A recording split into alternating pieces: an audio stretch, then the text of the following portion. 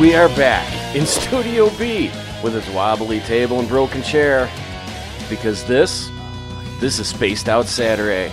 I'm your host, Everett Thiemer, and we are happy to welcome you, along with Kingdom Night Radio and Revolution Radio, to tonight's broadcast.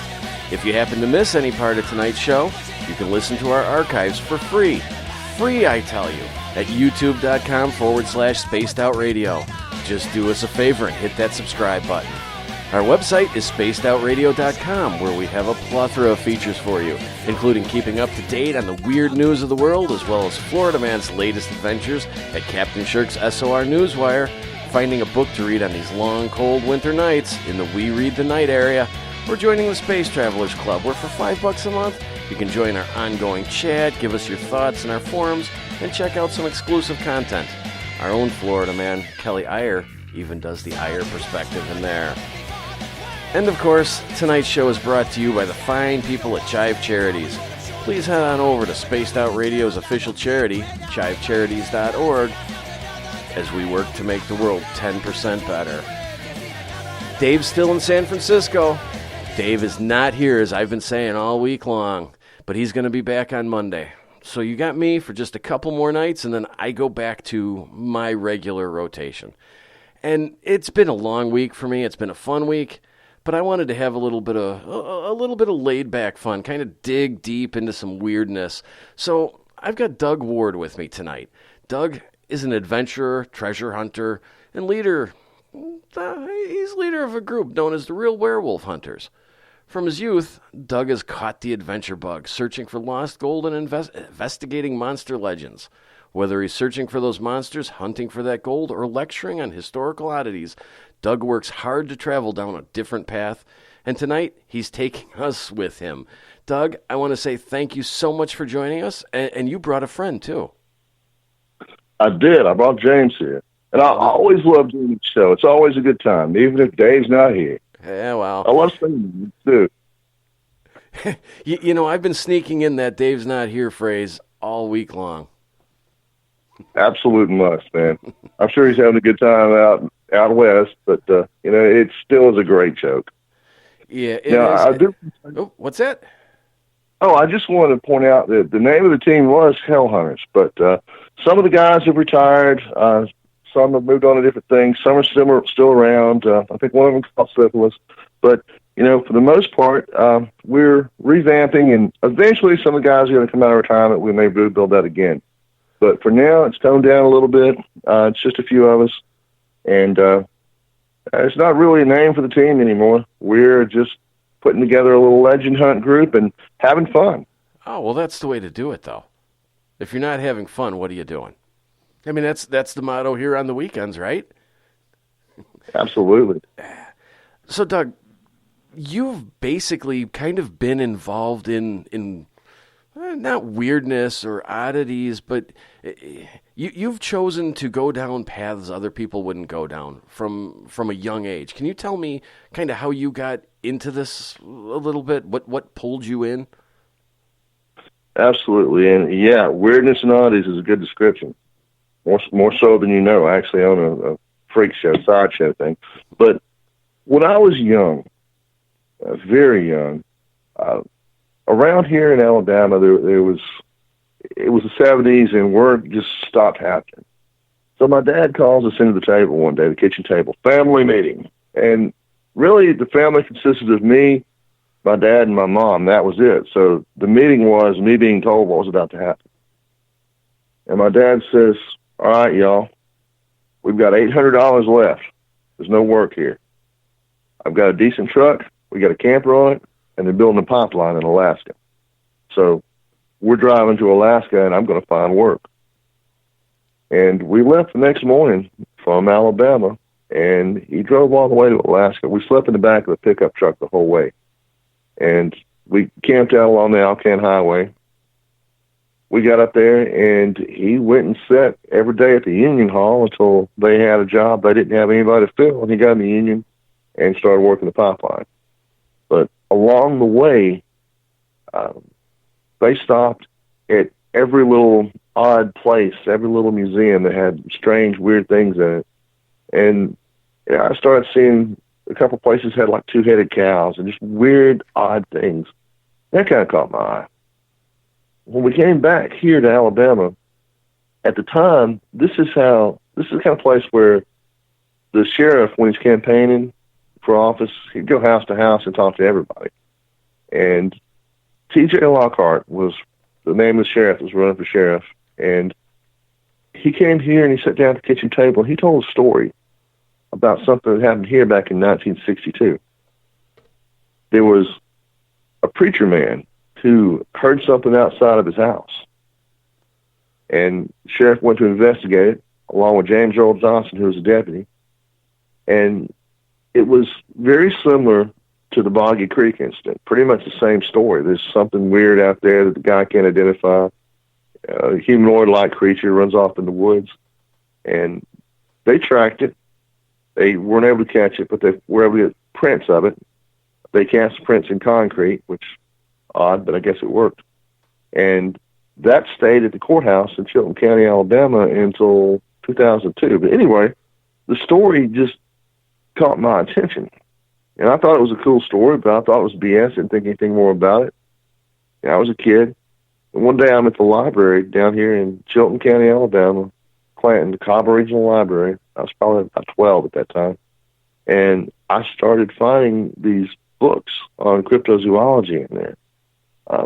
I think one was a Lauren Coleman book. There was a lot of different things going on then, so I'm not exactly sure what the books were, but they mentioned that sighting here in Chilton County.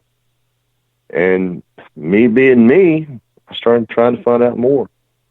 And I dug around and come to find out that the 1962 sighting was just the tip of the iceberg.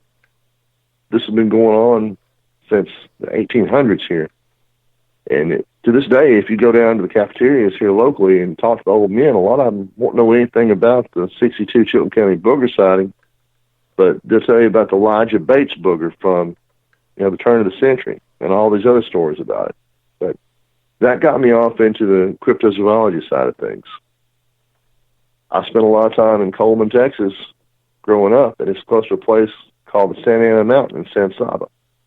And there were legends of lost treasure there, and I spent a good portion of my childhood climbing around that mountain trying to find something. I never did, but about 75 yards from one of the spots I looked. Eventually, a guy came up with a silver and emerald cross that was part of the San Saba treasure hoard. I just kept having these little close brushes with things like that, and it was interesting. Day-to-day, normal stuff was boring to me. It didn't thrill me. It didn't set my soul alight. It didn't make me want to do the 9 to 5, which I've done, but I spent more time probably off on adventures and exploring and trying to find real answers to these things than I have in a normal life. It was just always more interesting to me to look for answers. And I consider myself more of a scientist than anything, because when we go out, I'm not trying to prove or disprove anything. I'm trying to find what is. I'm not as much a true believer going out trying to find, oh, this thing exists, I know it must be here, as I am going out to see what the real answers are. And I think a lot of that is lost in the cryptozoology and paranormal community. The people are either true believers out to prove something, or they're total skeptics trying to disprove. And to me, that's the wrong approach to just about anything. But throughout the years, I ended up around a lot of people with similar interests, and we've done everything from looking into supposed lost treasures in haunted swamps to I've searched for the snallygasser in Burkittsville, Maryland. I've searched for Jersey Devil, and I believe the two to be one and the same. I've looked all over Texas for lost treasure. I've searched for the Knights of the Golden Circle hoards. My wife and I have traveled a good portion of the country in southern Arkansas near the Boggy Creek incident. We've done a little investigation there. We got semi-well known for what we called internally Project Lupine. which was studying things that are similar to a werewolf legend here in the Southeast. The cryptids that you see here, that anytime anybody sees something hairy walking on two legs in the woods, it's automatically Bigfoot in most people's minds. But what you find here in the Southeast is different than what you would find in the Northeast, Northwest, Canada. It's a different thing. And it fits more into they called it werewolves in the early years, what they're saying. It fits more into that category than it does anything else. Hey, when I say werewolf, Doug, before we get too deep into any of the legends or stories, you brought a special guest along, and I'd like to get you to introduce him and give him a second to kind of tell us about him and how he got into this and maybe how the two of you found each other. Perfect. Yes, I brought James Most along with me, and James is an amazing person. He's a little bit quiet for the most part, but he is brilliant, and he should give you some entertainment. James, say hello. Hello. Hi, James. Hi, James. Hey, I kind of got it. Well, go ahead. No, I was just going to ask if you could just kind of give us an introduction to who you are. I know that the listeners are familiar with Doug, but I don't think you've been on with him before, and introduce yourself to our listeners. Well, I grew up mostly in the South here in Alabama. I've always been big on reading and history and just going out and exploring outside. And that's pretty much how I grew up. I didn't do as much traveling, but a while back, met Doug through a friend of mine and started joining him on some of these little side missions he does, and I kind of really got into it. I've really enjoyed it. Okay, guys, where are we going tonight? Well, it's Saturday night, so I figure we can just have some nice little story time and talk about some of the weirdness and things that we've seen. And we're going to take a little trip around the world before we're done, I believe. Oh, this is going to be fun. Well, let's kick it off, because I know you and I were talking before the show, Doug, and you mentioned so many different things that just totally piqued my interest. I'm glad to hear that. Yeah. So where do you want to start? I want to share a story. And something that a lot of people don't know is that I was a tarot card reader for years and years and years. My mom read tarot cards. She taught me how to do it, and I did it for a long time. Don't do it anymore. Not sure exactly why, but I just generally don't. I have a pretty strong background in understanding some of the theory in hoodoo and occult and all that. I don't necessarily buy into it or believe it, but I understand it because I was raised around it. I had an aunt that was seriously into it, and my mom taught me to read cards and all this good stuff. So a few people around here know that I can do that. This Wednesday, I'm sitting on my couch in my pajamas, enjoying my evening, and I've been sipping a little bit on something out of a jar, and I hear outside my door, I hear a horn blasting. Well, I go out to check it out. There's a minivan in my front yard that I did not recognize. I go to the minivan, and there's a 67-year-old woman in the minivan who asked if I read tarot cards. I told her that I used to read tarot cards, but haven't touched them in about 8 years. She says, I need your help. When I inquired about what was wrong, she explained to me that she had left her husband. She didn't give me the reason why at the time, but she had purchased some items from online in Louisiana and done a voodoo spell to attempt to bring him back. I told her the first thing you need to do is stop doing voodoo spells. It tends to put people off a little bit. A little bit, yes. So the next conversation comes and she needs a reading. I said, I've been drinking tonight and I will not do such things under the influence of alcohol. Lifelong rule, what my mama taught me. She says, okay. I said, come back tomorrow night. She says, I've got a funeral. I said, come back Thursday. Don't think anything more about it. Thursday night, I'm sitting on my couch with my wife, and we're about to watch the Baywatch movie. Yeah, it was actually not bad. I was really, shocked. I thought it was going to be worse than it was. Anyway, I hear the same beep outside. So I go to take a look, and there is the woman as promised. She returned. And just to be cautious, I smudged her before I allowed her in the house. She brought in her voodoo manual and toolkits, and she brought in her daughter, who she's 37 years old, but she's disabled. She's mentally disabled. She has the capacities of about a 4-year-old.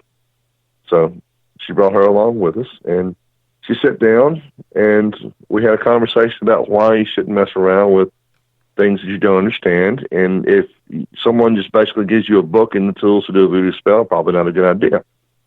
She showed me the spell, and it was designed to send whoever she sent the spell on, which was her ex, into their personal hell until they returned to her.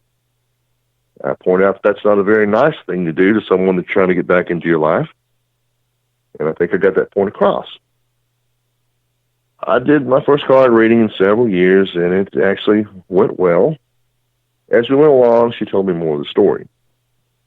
The reason that she had left her husband is because she had gone to the hospital with her other daughter, and when she returned, she caught her husband, who was at that point in time in his late 50s.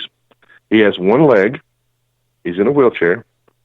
But she caught him in a compromising position with his sister and his sister's girlfriend. Wait, his own sister? His own sister and his sister's girlfriend. Yeah. So I really had a hard time imagining how this came about. Now, this is Alabama. We don't behave like this down here. I know it's a cliche, but that's just not done anywhere in the civilized world that I know of. So I was very confused as to why she wanted this gentleman back.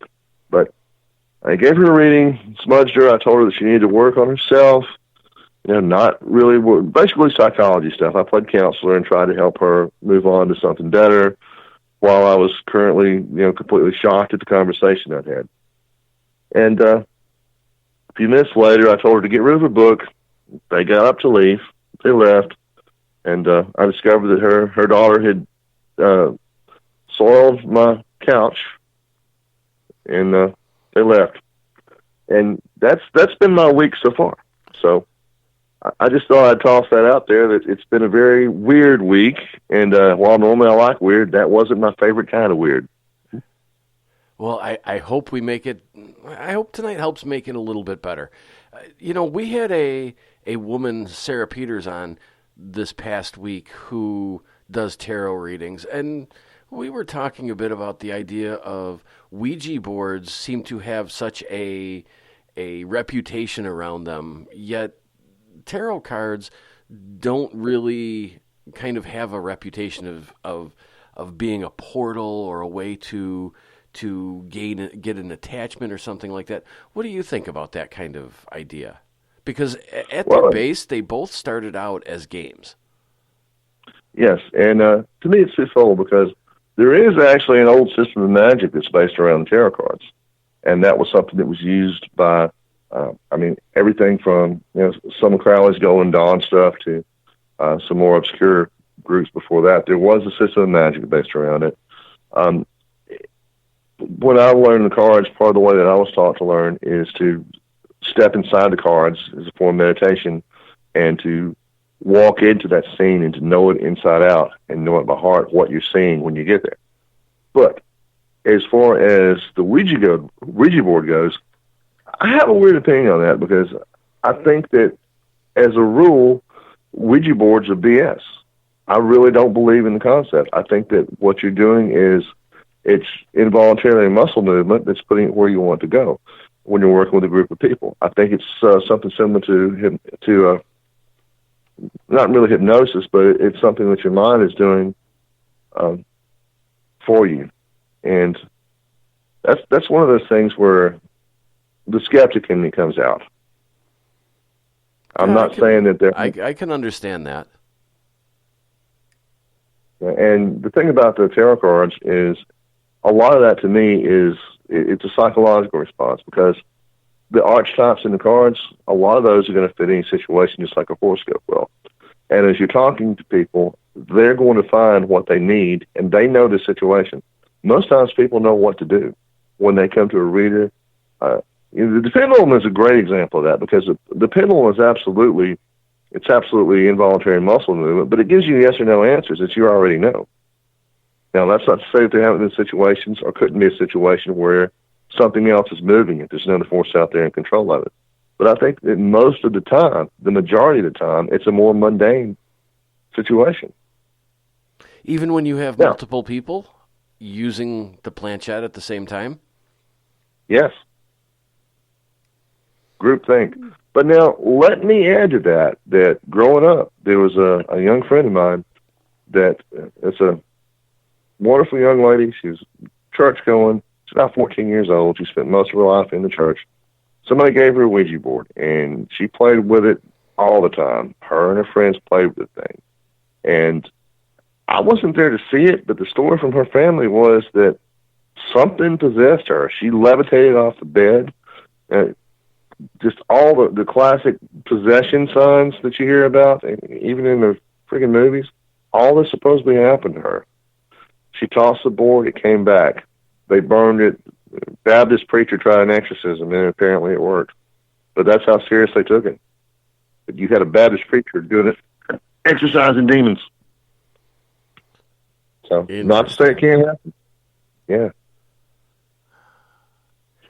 Well, you know what? We got about 3 minutes before the first break. Do you have a quick story you can... You think you have a quick story you can share with us just to get us to the break? Wow, 3 minutes is that's a really quick story. I tend to be a little bit long-winded. Let me think here. Well, I'll tell you, and we'll get more into it later. But one of the reasons James is here is something we're going to talk about in a little bit. We were not long ago attempting an experiment on some Native American mounds that are part of the Southern Death Cult here in Alabama, over at Moundville.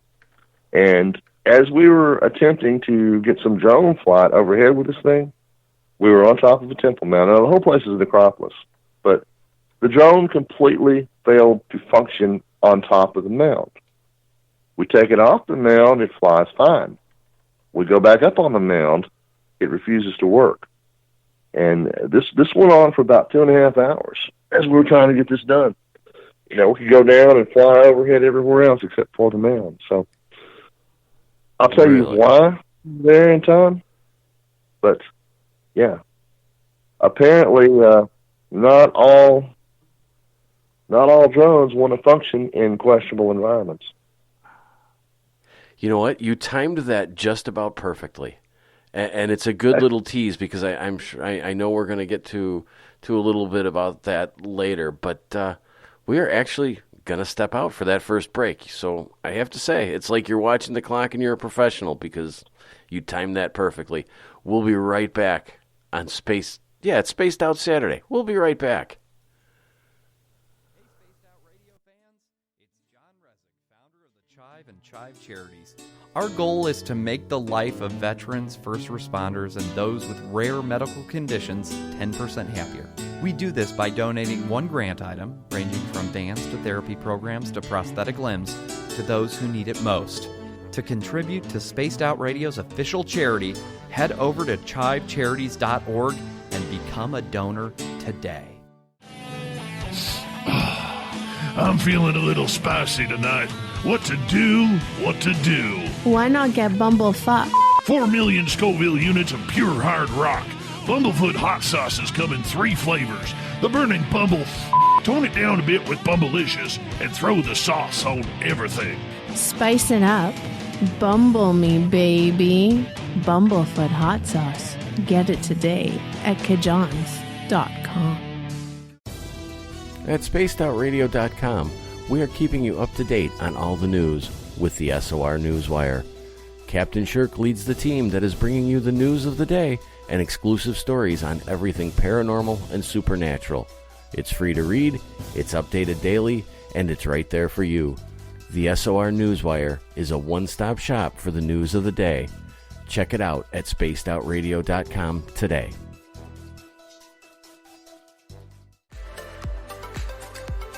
Are you looking for great advertising value for your company? Look no further than Spaced Out Radio. We have a multitude of places to get your name out there, including commercial ads during the show, special promotions and banners on our website. Our audience is proven to support the companies that support our show. We can make your budget work for you. So for more information, please contact us at sales@spacedoutradio.com.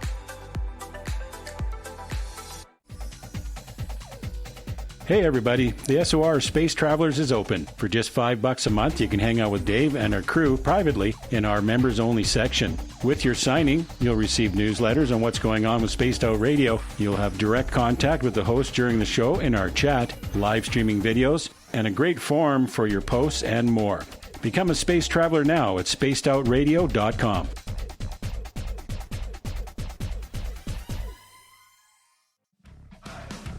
Are you addicted to the woo? Good. Me too. This is Dave Scott, and you can woo it up with me every Monday through Friday, starting at 9:06 Pacific, 12:06 a.m. Eastern, for 3 hours of great entertainment in the subjects you love. UFOs, ghosts, cryptids, intuition. Yes, we hit it all 5 days a week. Look for us at spacedoutradio.com, where together, my friends, we own the night.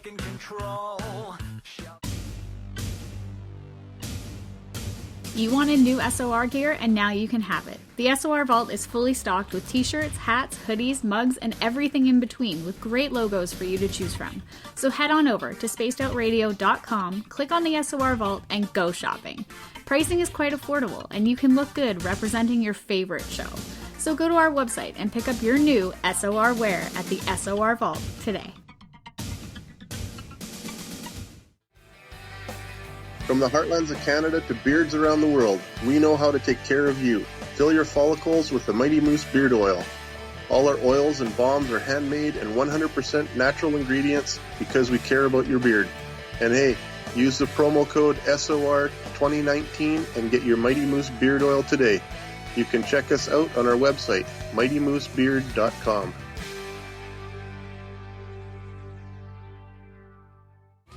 We're adding to the entertainment online for Spaced Out Radio. I'm Amber Beckrud, and I want to invite you to subscribe to our YouTube channel and check out Cryptid Tales, where I will take you on a journey into some of the strangest legends and lore from around the world, relaying the stories to you of the strange creatures and experiences that people have had throughout time. You can find Cryptid Tales at youtube.com/Spaced Out Radio, and while you're there, don't forget to check out our free archives and leave a comment. See you there. Cold drinks, great food, and the best music in Vancouver. The Moose Vancouver is the place to be, open until 2 a.m. nightly. Everything on the menu starts at just $6.95. Who serves food that cheap anymore? At the Moose, you'll never know who you'll run into. Rock stars, actors, athletes. It's the place everyone wants to be. So join us at the Moose Vancouver, the official party bar of Spaced Out Radio. Hello everyone, this is Ryan Stacy from the Experiencer Support Association, otherwise known as TESSA. We're glad to team up with Spaced Out Radio to help investigate your experiences on the SOR Sightlines Report. Together, we'll investigate the strange sightings and occurrences you've had. We're looking for answers just like you. So fill out a Sightlines Report on the Spaced Out Radio website and let's figure out what's going on together.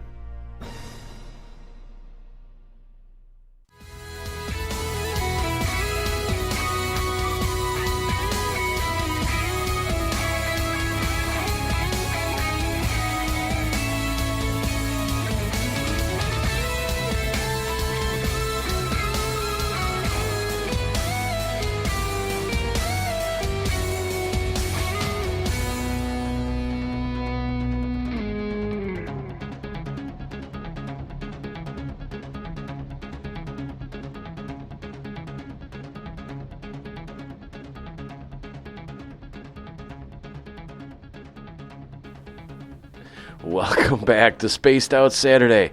I am your host, Everett Thiemer. Thank you for sticking around with us. Don't forget, if you've missed any part of the show, you can check out our archives for free at youtube.com/Spaced Out Radio. Just do us the favor and hit that subscribe button. Our website is spacedoutradio.com, where we have a plethora of features for you, including rocking out to some Bumblefoot, shopping in the SOR Vault, where you can get a hoodie, you can get a Peak Woo hoodie, you can get all kinds of t-shirts, I personally recommend that Team Stump t-shirt. That's what you need. We are bringing Team Stump back. You can also join the Space Travelers Club there, where for $5 a month, you can join our chat, give us your thoughts in our forum. There's all kinds of fun stuff there, including, Kelly Ayer's Ayer perspective, and that comes from Florida, so it's a little weird. Now, before the break, we were talking with Doug Arnold and his friend James that he brought along with, and we're just kind of going down some roads today because Doug is an adventurer who really just knows so much about so many of these different legends. He's done everything from, treasure hunting to searching for gold to chasing monsters. And Doug and James, too, I want to thank you guys for joining us because we're going to, like you said, Doug, we're going to take a trip around the world. Where do you want to kick it off at? It's always good to start local. And, local to you or local to me or local to Dave? Because remember, Dave's not here, so we can get away with things. Dave's not here, so we should break out the keg and strippers. But have you cracked open the moonshine yet? Of course. I cracked open the moonshine about the moment that we started talking. And I waited till this late. It's a little later here. It's 11:36 right now, Central Time, because I wanted to make sure to be mostly coherent for the rest of the night. This stuff will get to you fast if you're not careful.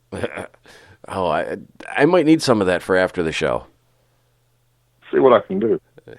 Now, local to here, I think, is a good place to start, since, it's a long drive for us to get up there to start your way, and it should probably be over by the time we got there. Yeah, we'll start local to you. It's another legend that I want to share around here. Every town's got a haunted house, right? Or two. Or two, or three. And, again, skeptic in me, most of them are bullshit. BS, excuse me. Yeah, let's watch our language. I'm being good. You'd be surprised how much I've curbed myself so far. But anyway, there's a place here that... I'm just going to slide my finger over on the dump button, just in case. just in case. Normally I'm pretty good. I'm a grandpa now, so I've learned to slow down a little bit on the language. Anyway, here in central Alabama, there was a legend when I was growing up, a lot of them, but there's a place called the Hayes House, or House of Roses, as it was known. It's out on a dirt road in the middle of nowhere. And on this dirt road was a place where all the teenagers would drive out to because of the legend that one night a man killed his entire family and wrapped this woman in a blanket, his daughter or granddaughter, and set it on fire, poured in kerosene, and carved up somebody with a butcher knife, and hung somebody next door, and dumped somebody in the well. And that's what we all were told. Now, when you went there, the place definitely had this vibe to it. It was a dark, heavy feeling to the place. You drive out there at night, and the air just seemed hard to breathe. Now, there's always a chance in a situation like that what that is your adrenaline getting all weird and your imagination playing tricks. But everybody would see weird lights and things. And when you took pictures of the place, sometimes it looked like the building was on fire or the house was on fire. And eventually the place did burn down, which makes those pictures even more eerie.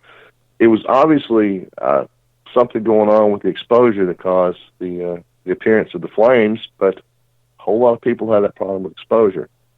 Now, this place is relevant as more than just a local haunted house legend to me personally, because it started me down an interesting path. I went out to interview some of the relatives of people who had died there. And what I expected to find was either there was some kind of murder case back in the 50s where this was supposed to happen and it just got blown out of proportion, or nothing at all. What I found was at this house, which had been around since the turn of the century, early 1900s, over 50 years, there were 30 suicides in the house. There were no murders, but 30 different suicides over 50 years. 30 suicides in the one... that's a lot of suicides for a house. That's a lot of suicides for a house, especially when you consider this is a rural area. And, we have a lot of rates of bad stuff, but around here, suicide wasn't really, one of them. A whole lot of deaths through there. Now, by the time I got there, the place had burned down, and I interviewed the granddaughter of the last person that lived there, and she told me that they saw flames a lot. They saw fire, and they, I see something in your mind. They have visions of fire. There were animals that acted weird around the place, and a lot of strange stuff going on. I started doing research to find out if the place had a history of something that tragic that happened there before the suicide started. I couldn't find anything. I kept looking around trying to find, okay, is there a history of mental illness in that particular family? But it wasn't all the one family that committed suicide. The neighbor next door hung himself in a tree. It was just a bizarre location. I talked to somebody a couple of days ago the story changes. Like any haunted house story, it's like playing telephone. The story changes. This person said that they saw a Confederate soldier laying in a ditch when they went over there. And, it's grown into a legend. But the truth is weirder than the legend. In my search to try to find what was going on, I ended up looking up the GPS coordinates. And this place sits directly on the 33rd parallel. Are you familiar with some? Yes. Are you familiar with some of the stories and legends about the 33rd? Well, essentially, it seems as though there are many buildings or structures built directly on the 33rd, and there have been a lot of tragedies that have occurred directly at the 33rd parallel. Exactly. So when I started finding that out and learning about the ley lines involved, I started doing a little bit more research into it. And, I started looking back, and, when you get back to the early stories of Masonic legends, the city of Tyre, where supposedly all of the knowledge of the Egyptians came from, it's directly on the 33rd parallel. You have so many sites that were on the 33rd that are important to history. Phoenix and the Phoenix Lights, that's directly on the 33rd parallel. All these places. Yeah. It's a lot of weirdness there. Was there anything else weird about the location or the house? That was all that I could find. That was it. But it made me aware of the 33rd parallel and some of the things to do with that. Now, also here in Alabama, if you keep moving west from this location a little ways, you come across Moundville, Alabama. Now, Moundville was part of the Southern Death Cult group of sites. It stretched all the way up to the Ohio Snake Mounds. They traded with those guys all the way back down to here. Well, these guys, part of their religion, they believe that their civilization came from somewhere, and while they didn't refer to this, it was the same constellation, the constellation Orion, from a particular star there in the hand at the bottom of it. And when they're excavating this place, one of the things that they found a whole lot of was the symbol of the hand with an eye in the center of it. You familiar with that? Vaguely. Yeah. It's found all along the 33rd parallel. So, is it found anywhere else?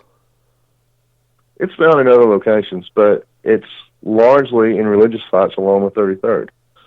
Now, one of the things that caught my attention on this, yep, that's it. One of the things that caught my attention was the fact that this is also found in places where and again, I know very little that I will speak of about Masonic legends that I will speak of. But from areas in the Middle East where supposedly the legends of the knowledge of the Egyptians came from, that was there a lot. A whole lot of other things happened that gave me a theory that some of these sites along the 33rd might actually be portals. A place where energy is a little bit stronger, and whatever else is on the other side, be it a portal to another dimension, if you believe in such, to another spiritual realm, that it's just easier to get there from the 33rd parallel.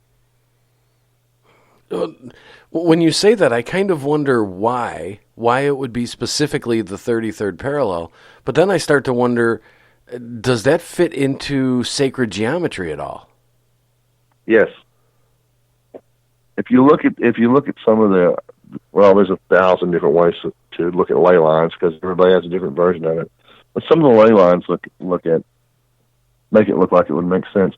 But now here's how it also goes with sacred geometry, right? Rosalind Chapel. Familiar with that sign, I'm assuming? Yes. Primarily from what's the Dan Brown's book? Dan Brown's book. That's what got most people's attention on that. Now, have you heard of the musical cubes of Rosalind Chapel? That I have not. All right. You know that if you take a speaker and play a frequency on it, you can put a metal plate across the top, you can pour salt on that plate, let that frequency run, and it's going to create a pattern for that particular frequency. Have you seen that experiment? It's a physics. Yeah, I think we've all kind of seen that. Excuse me. And some of the patterns that are made are actually quite intricate. It's not like it just puts it out into a circle or something like that, but it can have a very intricate design to it. Yes, those designs represent a frequency, and those frequencies are found, or those designs are found on Rosalind Chapel. The same designs are also found in some of the sacred sites along the 33rd parallel. Do you know what frequency it is? Because every frequency will typically make a different design. Yes. And actually, there is a gentleman, I forget his name, but he interpreted those stones, and it actually plays a song. Really? Yes, it's out there. I had a copy of it. And if you look at Moundsville, it also is in a pattern that's similar to other sacred sites around the world, not necessarily in the 33rd. They have the large temple mound, and they have two small mounds. And we actually had looked at this design from an aerial photo, and it laid out to be the position of a hand, the way it was built. And in the center of it is a temple. Okay. So, now, me being me and tending to come up with these cockamamie ideas, here's what the theory was. If this is a portal, and all this stuff is showing up along the same lines, and Rosalind Chapel's as important as it's supposed to be according to Dan Brown and everybody else that thinks it's important right now, then maybe, just maybe, that little song had a meaning, right? It wouldn't just randomly be there for no reason. If it's important enough to set in stone in an important site like that, it might mean something. So, I can see that. Yeah. Now, this is where we get into, this is about as far as I go into the tinfoil hat things, but we had to try this because it made sense to me. Me and the guys were investigating Moundville because my plan was, well, let me back up. You're aware of Tesla's theory that everything in the universe revolves around frequency and resonance, right? Right. Okay. So my plan was that I was going to set a Tesla coil on each one of these sites, on each one of these mounds out here. They wouldn't let me. But set a Tesla coil out on each one of these sites and use those musical Tesla coils to play this song from Rosalind Chapel and see if we could open up a portal. That was the plan.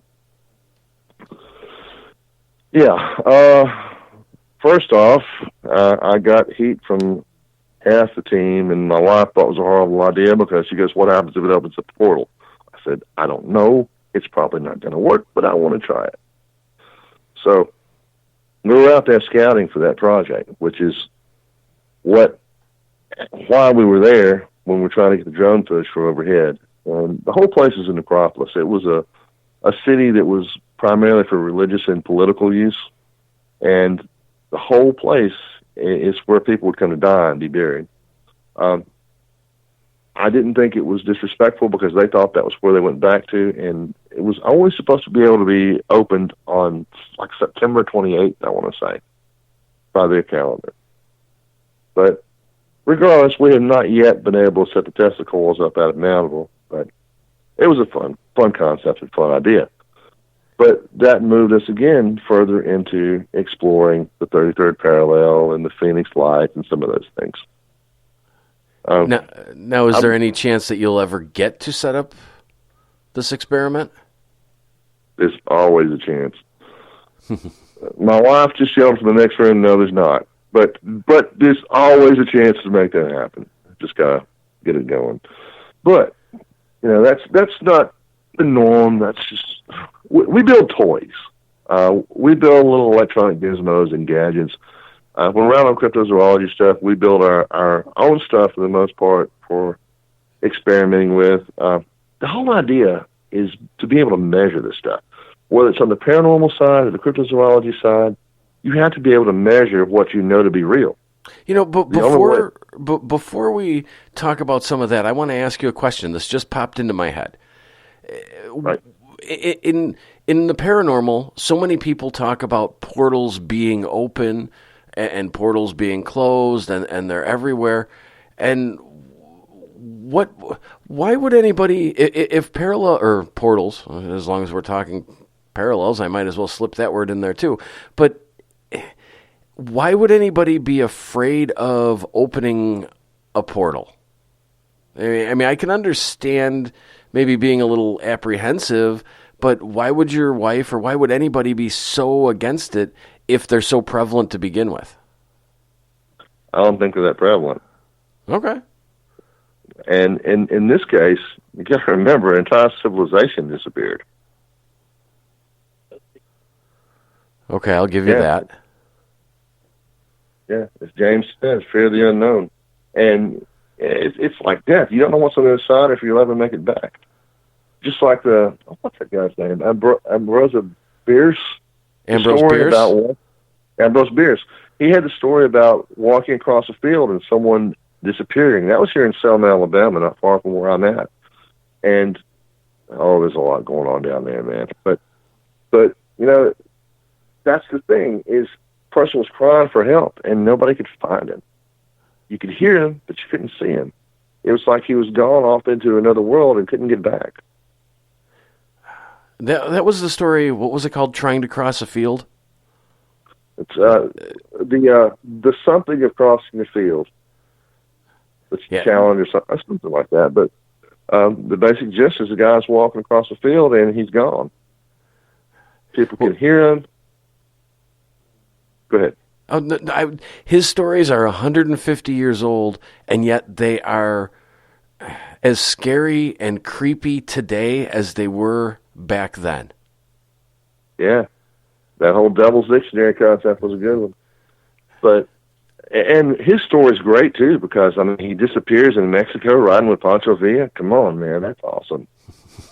The one that gets me is the one of the hanging of the Civil War soldier. I can't remember the name of it, but that's the one that, even though I've read it probably 20, 30 times, it still affects me and still creeps me out a little bit. Yeah, that's all good stuff. And James, let's James tell you about what happened in Melville with this drone situation. Yeah, we haven't heard from James yet. Yeah. We could get drones to do anything we wanted to do, except fly over the moon. Can you get James a little closer to the microphone, because we can't really hear or understand him. And we were trying to get more aerial footage for that handprint pattern he was talking about. We could get that drone to do anything we wanted to do from flat ground. We could not get it to fly over the mounds. It would just lose power and settle. That is really weird. And there's no explanation for that, whether it be a failure of some sort or something with like a GPS tracking kind of thing? It was just it would not go there? We had 4 different drones. Yeah, well, you can't expect that much failure on 4 different ones. That is... Now, admittedly, 2 were like really cheap. That's still... Has anybody else had the same kind of experience? I'm not sure anybody else has tried it. That would be an interesting thing to do, is have somebody completely separate try it and see what happens. Yeah, that's a good idea. We've done some fun little experiments like that before. I have a couple of times taken places that had no rumors of being haunted or spooked of any kind, and found some local folks who were into the paranormal, told them it was haunted and told them all these great stories about it, gave them some gear and let them go play with it, and almost without fail, it's haunted. How much of that, though, is sort of a group think, group expectation? You've kind of given them a history, and they're walking in there with that history fresh in their mind, so they kind of create their own experiences out of it. That was the experiment. Huh. And I think you proved it. Yes. So, from time to time, we'll come up with something like that, because, again, I consider myself to be at least halfway a scientist, but I like to try things and to see what happens. Okay, so you started to talk about some of the things that you were building before I interrupted you and got James's opinion. What are you working on in terms of things like that? I've been using a lot of data science tools, and generally a lot of the stuff has been software online that I've been playing around with recently, and using data science stuff to toss in locations and figures and see what we come up with patterns. I've been doing that a bit, but in the past, we use these little computer boards, these Arduino things, and find whatever sensors that we want to use, put it in there, and actually have that going out over the network or wireless so we can monitor in real time. I mean, for instance, if we want to know the humidity and the temperature and watch for it to change, instead of buying some fancy device with a picture of a ghost on it, we take these little boards and wire them up like we want, put the sensors we need in them, leave them on site, run some Cat 6 cable back to where our network is, and put it through and just watch it change. That way we can go back and we can look at the time, we can look at exactly what happened when, and compare different rooms, different locations, and pretty much have a solid piece of data on it, as opposed to walking along and seeing a meter spike and go, oh man, it spiked, we got us a ghost. Well, we had Dr. Bob McGuire on last night, and he is starting an organization where they are actually designing a device or a unit that is going to be affordable, that anybody can basically buy and put together, and it's going to allow people to scan the skies for UFOs, and it's going to take weather and temperature changes and monitor for anomalies. I wonder if one day that could be used as sort of a unit for working in the paranormal beyond just looking for UFOs. That sounds like a fun tool to play with, that's for sure. And it's affordable too. Anytime you can measure anything, it's useful, because every bit of data helps. Like we were talking about before the show, when you're getting reports for a particular sighting and the reports don't match with what the weather was that day and what was going on, then you have something that you can look at and go, hey, something doesn't click here. Hey, Doug, James, I'm going to get you guys to hold on. We're going to hop out for a break here real quick, and when we come back, we're going to continue this journey into the weird. Perfect. All right, we'll be right back on Spaced Out Saturday. Yeah, it's Spaced Out Saturday. It's getting hard to keep track. Looking for creative ways to get your company out in the public? How about advertising on Spaced Out Radio? Our sales department is waiting to hear from you, and we can work around any budget. From commercial spots to banners to special promotions, there are many opportunities to get your name and product out to our SOR listeners. For a price guide and more information, please contact us at sales@spacedoutradio.com.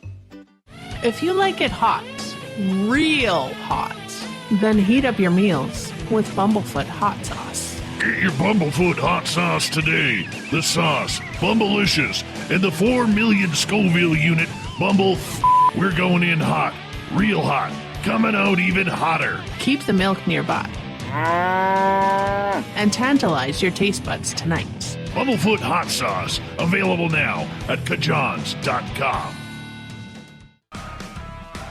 Get your horns up with me on Spaced Out Radio. This is Ron Bumblefoot Thal. Come tune in to SOR where you can hear me rock out with Little Brother Is Watching, the official theme song of Spaced Out Radio. And then come on over to bumblefoot.com where you can find out about my tour schedule, my music, and everything else. Bumblefoot.com keeps you up to date on what I'm doing and the best way to stay in touch with my music and music camps. Sign up for my newsletter at bumblefoot.com and remember, Little Brother Is Watching. Visit purpleplates.com today. For over 40 years, the Purple Energy Plates have been delivering amazing results for their many customers. Inspired by the great genius Nikola Tesla, the harmony, healing, and energetic effects of the plates have proven over and over to be beneficial and often miraculous to thousands of customers. Check their site for daily specials and choose from their many energy products. You won't be sorry.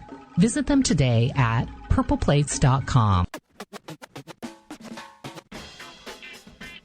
The SOR Vault is open for business, and do we have some cool swag for you to pick up? All you have to do is head over to our website and click on the SOR Vault. You have a variety of cool logos to choose from, and put them on anything you want. T-shirts, hoodies, hats, coffee mugs, you name it, we can get it to you. So do your shopping by supporting the store you love. Get your Spaced Out Radio swag at the SOR Vault today.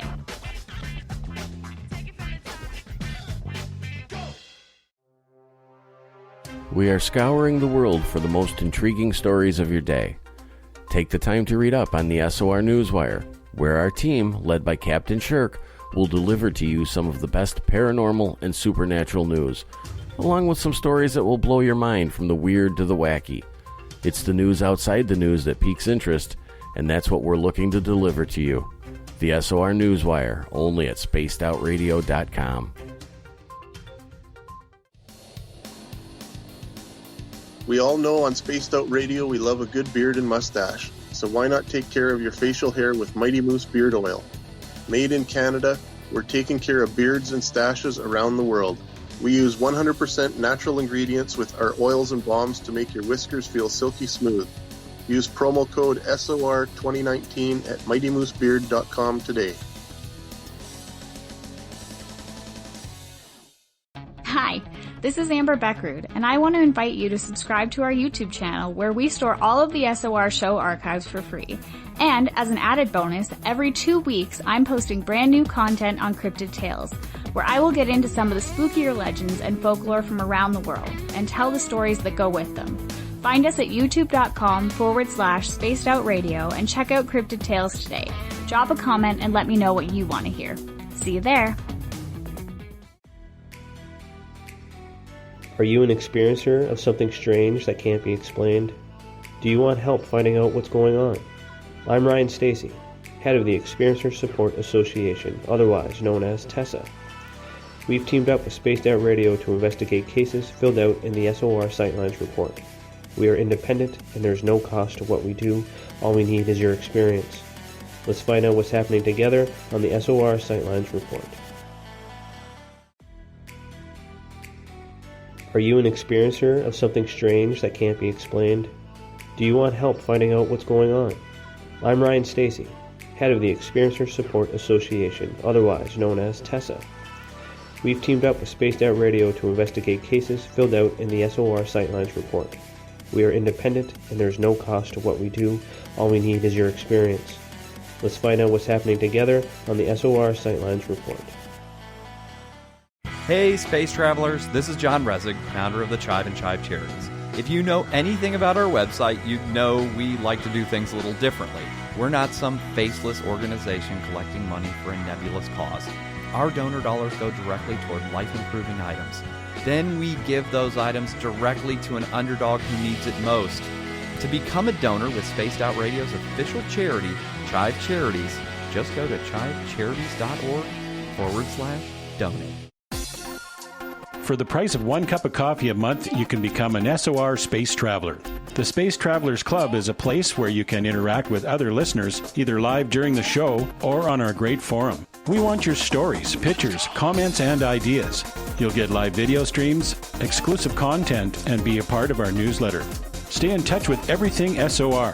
The Space Travelers Club is just $5 a month at spacedoutradio.com.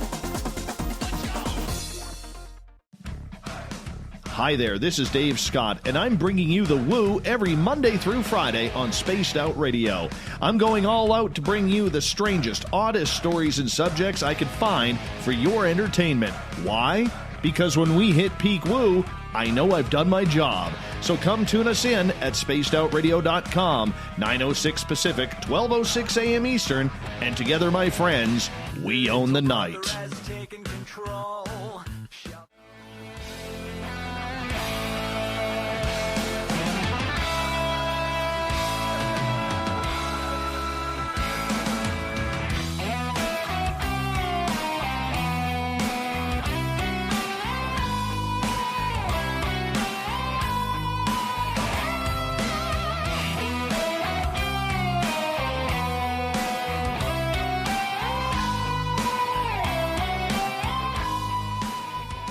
Welcome back to the weirdness that is Spaced Out Saturday.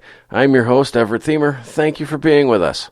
We welcome back everyone listening in on our terrestrial affiliates, KDNF, AM 1560 in Dangerfield, Texas, KDUN, AM 1030 in Reedsport, Oregon, KZFX, 93.7 FM in Ridgecrest, California, WQEE, 99.1 FM in Noonan, Georgia, and UPRN, 107.7 FM in New Orleans. For our digital listeners, we are on Kingdom of Nye Radio and Revolution Radio. Don't forget, you can check out our archives for free at youtube.com/spacedoutradio. Just do us the favor and hit that subscribe button. Our website is spacedoutradio.com, where we have a plethora of features for you, including rocking out to some Bumblefoot, shopping at the Spaced Out Radio Vault, and reading up on Captain Shirk's Newswire, where you can find the weird news of the day. Tonight, we are joined by adventurer Doug Ward and James Motes, and we're talking it's a Saturday night, so we don't really know where we're going. We know we're going to go around the world. We're going to talk about whatever comes up, whatever we find weird, wacky, maybe some weird legends, and maybe a little bit of music, too. And before the break, well, you know what, Doug, I have to ask you, are you familiar with the Spaced Out Radio Plethora game? The plethora game. I am not. Every time the word plethora gets used, somebody will typically take a drink. So I know that you have a special cocktail there that you typically like to sip on when you're on Spaced Out Radio, and I might just have to drop the word plethora a few times, just for fun. So I'm warning you a little bit ahead of time. I'm already playing along. It's twice so far, and sip is not the word that I like to go about, you know? There's no reason to halfway do something. Is it a plethora of sips? It's a plethora of sips. Oh, tonight's going to be fun. So where are we going next? We've been kind of hanging out in your neck of the woods there. You want to move a little farther away? I do. But before we do that, you know, we need to cover one last thing here, because what we've been talking about a lot has been theory, right? So I want to get into storytelling mode and let you guys know a little bit about one of our past adventures and how it ties into current world or current national news, so to speak, as far as weird news goes. Some of the folks who know who I am may know about Project Lupine, which was basically the Hell Hunters team when we were working together, mostly full-time, looking for things that were, quote, werewolf sightings. And we use the word werewolf hunter. The reason for that is because, and this is no offense to our brethren out there who are strong supporters of the Bigfoot hunter folks, right? And no offense to you guys whatsoever, but I know that if you're into cryptozoology and if you're looking for something unusual or unknown, half the people on this planet are going to think that you're crazy. And the way I figured it is if somebody's going to think I'm crazy, I want to think that I'm the kind of crazy that I want them to think, right? I don't believe in squatching, so to speak. I think it's a strange concept. I believe in real investigations in science. And no offense to those who feel differently. You know, everybody's on their own path. But I like to look at things and try to find an answer. And some of the times when I haven't been able to find one, I have been shocked and terrified or filled with wonder like a young child, depending on what the situation was. Now, I say that to get into the story of a place called Dogwood, Alabama. Dogwood is one of my favorite stories and favorite adventures because it's a time when I actually saw things that I can't explain. We got a phone call from a local person here who owns a service business.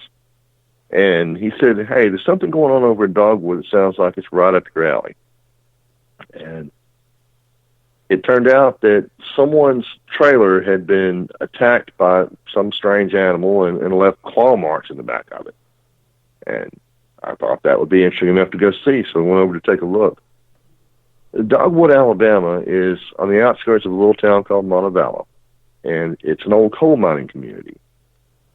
The area is still filled with coal mines underneath the ground. Most of them are closed off, but the air reserves are still there where the vents where you can still tell where the entrances were. As we got over there and talked to the people who had actually called our friend about it, let him know, we figured out that the whole area had legends of what they called the rock dump monster, or the, quote, the white thing, that's gone back for probably 100 years. We started interviewing people to see if it was worth us coming out there, and we probably found 10 people, and I've got video interviews of most of these folks who had seen this thing. One man named Frog claimed to have shot it with a 300 Weatherby Magnum from about 50 yards away, and it kept coming. He was kind of what you would expect somebody named Frog to look like. He was an old man, lived in the woods most of his life. I don't think he even had electricity in his house, but he was terrified. So we went in, we got the entire team at the time, and we went to this place called Rock Dump. It's a wooded area that was probably about 10, 15 miles square. And it was all owned by the Little Jim Coal Company at one time. We went in the woods to set up to camp to see what we could find that night. And the way that the team functioned was we had Becky who ran base camp, and she had someone that worked with her at camp. They went in initially. We set everything up. And then the guys went out into the area searching and trying to see what we could find. We always set up snares around the camp, and we had it set up to where if anything came in toward the camp, hopefully we get an alarm going off. Well, it took a couple of trips in there because we took a lot of gear in there. We went in, started on base camp, and then the guys went heading out back, hiking back out to the vehicles to get the rest of the gear. Before we could make it back, they'd had a sighting outside of camp. They saw something. It wasn't the white-colored thing that they'd seen, which this was supposedly about the size of a human, hairy, the reddish-orange eyes that you hear about around here, and the tracks, when you generally find them, were three-toed, which is kind of odd. It's kind of like the Honey Island Swamp Monster tracks down through there. Whether that was real or not, I don't know, but the tracks are similar to what we saw. Anyway, before we were able to get back, they'd already had the first sighting. When nightfall came, the guys all headed out into the woods following the tracks of the old mine rail that went through there to see what we could find. That's what a lot of locals said they saw through there. And we were able to pick up on infrared some 3 different figures who were heading down into the mine shaft. we started heading down, trying to get close to it, and it was a place where there's a bridge that we're trying to cross that went down into the shaft. It's one of the only open ones that was out there, and it was rusted through the point we couldn't make it across. I don't know how whatever made it across it went across. But we ended up heading back to camp, and all through that night, those snares outside of camp, click, boom, goes off. Click, boom, goes off. It was like every 20 minutes something was circling the camp. Now, when we go out, we go out pretty well armed, not because we're expecting to find some creature, but because you never know what's out there, anything from wild boars to crackheads. You never know what you're going to run into when you're in these situations. And the next morning after daylight came, we were actually found a couple of tracks out there. Now, this was years ago before we knew what we were doing. We tried to cast those tracks in plaster, which is a horrible idea. We let it set for about an hour and tried to carry it out of the woods with us in a backpack, so it got crushed before we even made it back. We use, these days, dental stone. But we were able to actually see something down there. We couldn't prove what it was, but the whole area being covered with mine shafts and the whole community seeing this was kind of a clue that something was going on. Now, 3 miles away from this place, and this is where we're getting modern relevance, about 3 miles away from this place was a situation where a pug named Bama was found skinned alive. The local veterinarian that took a look said that the way the cuts were, it was so precise that it had to be a human. The sheriff's department put out a $5,000 reward for whoever did this to this animal, and it was horrifying. I've actually have seen the pictures. I've interviewed the vets. I've got copies of all this stuff. It's in our files, and it's horrifying. I love animals. I hate to see anything happen to one. But they shipped the body down for second opinion to Florida State. They have a veterinary forensics department down there, and the animal was, but they were able to tell that this was some kind of canine teeth that had tore this thing skin off. The area that we're at, there's an old Indian legend here in Alabama of something called a lofa. And the lofa fits the description of whatever these people have been seeing in dogwood. And part of its method of operation is that it rips the skin off its victims alive and takes it off somewhere. So it kind of got to me that there's something to that particular legend. Do you know what the lofa is supposed to do with those skins? No idea. I don't think anybody would know without tracing the thing and tracking it. And maybe it's a trophy. Maybe it eats them. I don't know. Okay, yeah. But I would just think that if it's hunting for something, it would at least take something for food. So it's not necessarily a creature that's looking for food. Right. It could very well be a trophy hunt. The same legend said that at one point in time, these things stole women from the Native American tribes here. We haven't heard anything about that happening, but a lot of people disappear. You never know. But where this strikes me as important now is in Kentucky. There, over the last year or two, there have been horses and other animals that have had the same thing happen to them. And most of those sites in Kentucky, I've just recently started researching this. Most of the sites in Kentucky, though, are in areas that are filled with abandoned coal mines. So whatever this thing is, apparently that's a place that it's able to escape from modern society and survive. Whatever this thing is, I think is living in the coal mines. Now, you're saying that there are horses that are being skinned alive too? Yep, in Kentucky. There are horses, there have been cattle, I think there's been a couple of pigs. Now, the same thing happened in 1977, I want to say, up there, and they blamed it on what they call devil monkeys. That also fits the description of the lofa, so we've got a historical precedent for the same thing. Becky and I are planning a trip up there before too long to see if we can get on ground and see what we can see. Again, I'm not an armchair researcher. We get out and do this stuff for real. So I have a different perspective on it than a lot of folks do. It's not because of something I read in a book. it's what we see out here that makes me believe or disbelieve. Yeah, it's really... On that... Oh, go ahead. I was going to say, on that note, I've had a lot of conversations with people, and they'll go, well, I can't find it on Google. It must not exist. And, somebody's got to put that stuff out there on Google.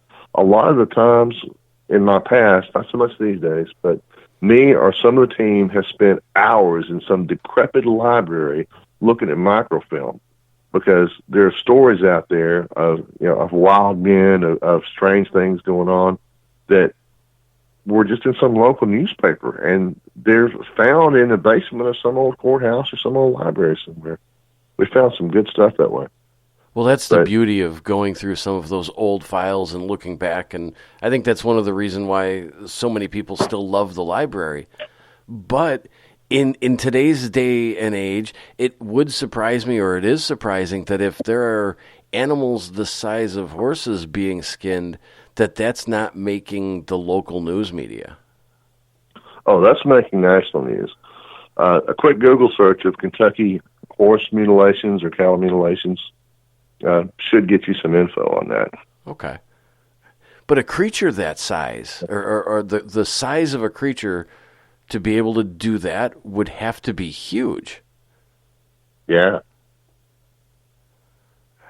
And I can see the connection that you've kind of drawn here with the old coal mines and the old tunnels, and it seems like that would be an ideal place for something of that size, or the size that it would have to be to live, because it's not going to necessarily be able to survive with a lean-to hut, or something very primitive, or like you might find a deer nesting in a cornfield or at the edge of a cornfield. This is going to require something bigger to stay hidden.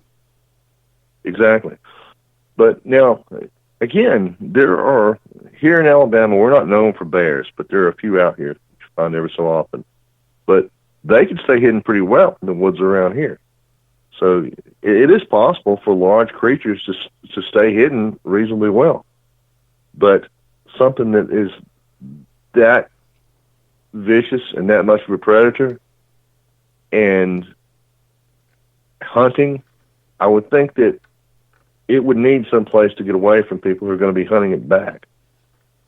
And, these things seem to come in cycles, too. It's almost like Jeepers Creepers, where they only show up every so many years. Why do you think that is? Because it's not just with creatures like this. It's almost everything in the paranormal is sort of cyclic, based on a cycle where it appears and then maybe it disappears and then it comes back. Do you think that's the nature of investigating or searching out these things? Something becomes popular for a while and then it gets unreported for a while? Or do you think that is there something ingrained in it where these things are sort of living on a cycle? The simple explanation is usually the best, and I think you hit the nail on the head, that it depends on what's popular. And again, that goes back to, as I said earlier, when we get a phone call, one of the first things we want to do before we go out and do a full investigation is ask people questions. Some of the questions we ask are, have you been watching paranormal or cryptozoology shows or movies that relate to what you've just seen? And it makes a witness a lot less credible if they have, because we tend to want to put names on things that we don't understand. And if we see something we don't recognize, then we want to make it into something we've heard or we understand. And if you've been watching a lot of paranormal, or if you've been watching a lot of cryptozoology, chances are good if you see something weird, you might see it a little differently than you would if you hadn't. Now, that actually comes back to my whole theory and the whole, quote, werewolf hunter thing. In Europe, in the early werewolf legends, there were very few that actually were wolf men. It was people changing into wolves because either they made a pact with the devil, or they had this random belt, or whatever reason. In the witch trials, they burned a lot of werewolves too. but it was always transforming from a man into a wolf man. Now, here in America, the early sightings, the early stories from the Native Americans and from down in Louisiana were always a, quote, wolf man as opposed to somebody transforming into a wolf.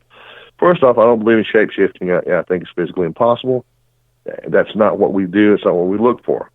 But I think what happened was a misidentified cryptid of some kind, and the people, the Cajuns that were down there, had heard the old stories of a person transforming into something else. And I think that misidentified cryptid caused the werewolf legends. Long before Lon Chaney's makeup artist, Jack Pierce, created the look of the Wolfman. That's an interesting theory. I hadn't really thought about that. Yeah, it's different. I mean, even the beasts and the legends from Europe, it was always an actual beast. It wasn't a cross between the two, with a few exceptions. Let me ask you this quickly, and we have about 3 minutes before we have to go to break. We talked about things being kind of in a cycle and how maybe somebody's TV viewing habits can affect what they see and how things are reported. I don't know how much you dig into cattle mutilations, but it seems as though, they always seem to be kind of going on. But now I've noticed in about the last 4 or 5 months, there have been several reports of them again where it had been out of the news for quite a while.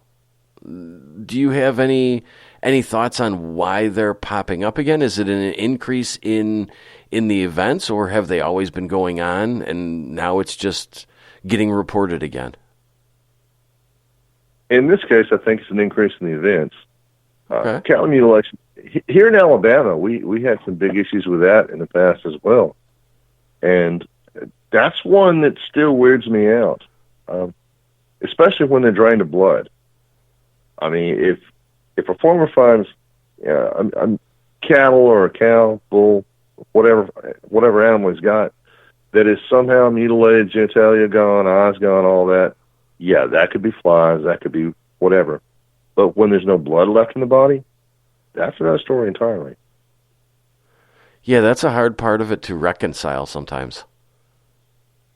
Yeah. Because they can, maybe people don't realize how quickly some of the soft tissue can deteriorate, but then when you look at the other factors, whether it be the blood being completely gone or almost surgical-like damage to the being or the beast or the animal, however you want to put it, that wouldn't be done by or an animal like a coyote or something like that wouldn't have the capabilities to do. It's hard to look at them just entirely as, well, some animal got this. Yeah, exactly. And what gets me is a lot of times when those cases exist, there is some form of UFO sighting or some form of other strange lights in the sky or the black helicopters or something else going on. And I really, something in me has a hard time wanting to make that connection. It really does. But it's there. Well, I think cattle mutilations are one of those things that, on the face of it, it really makes no sense. That there seems to be no real purpose for it, which in its own way makes it more interesting. Because something is going on, and we're missing the connection. Yeah. Now, we actually had a case here, local, a couple of years ago, where the same thing happened to a herd of deer. Really? You know what? Doug, before you get into that, it's break time already. We got to step out for another quick break. I can't believe that went that quickly. We'll be right back on Spaced Out. Yeah, it's Spaced Out Saturday. It's so hard to keep track. I'll get it straight by the end of the show, and then I'll have to start getting ready for Spaced Out Sunday. But we'll be right back. cold drinks, great food, and the best music in Vancouver. The Moose Vancouver is the place to be, open until 2 a.m. nightly. Everything on the menu starts at just $6.95. Who serves food that cheap anymore? At the Moose, you'll never know who you'll run into. Rock stars, actors, athletes. It's the place everyone wants to be. So join us at the Moose Vancouver, the official party bar of Spaced Out Radio. Hey, space travelers, this is John Resig, founder of the Chive and Chive Charities. If you know anything about our website, you know we like to do things a little differently. We're not some faceless organization collecting money for a nebulous cause. Our donor dollars go directly toward life-improving items. Then we give those items directly to an underdog who needs it most. To become a donor with Spaced Out Radio's official charity, Chive Charities, just go to chivecharities.org/donate. Hello, this is your guitar man, Ron Bumblefoot Thaw, and I have to tell you, I love the response I get for Little Brother is Watching from Spaced Out Radio fans. It's amazing how music can inspire and make people think deeper about what's going on in the supernatural world. You can head over to my website, bumblefoot.com, to check out my music, my guitar workshops, my touring, even check out some of the hot sauces that I'm working on. And make sure you keep on listening, because with Spaced Out Radio, you know Little Brother is watching. We're adding to the entertainment online for Spaced Out Radio. I'm Amber Beckrud, and I want to invite you to subscribe to our YouTube channel and check out Cryptid Tales, where I will take you on a journey into some of the strangest legends and lore from around the world, relaying the stories to you of the strange creatures and experiences that people have had throughout time. You can find Cryptid Tales at youtube.com/Spaced Out Radio. And while you're there, don't forget to check out our free archives and leave a comment. See you there. Hey everybody, the SOR Space Travelers is open. For just $5 a month, you can hang out with Dave and our crew privately in our members-only section. With your signing, you'll receive newsletters on what's going on with Spaced Out Radio. You'll have direct contact with the host during the show in our chat, live streaming videos, and a great forum for your posts and more. Become a space traveler now at spacedoutradio.com.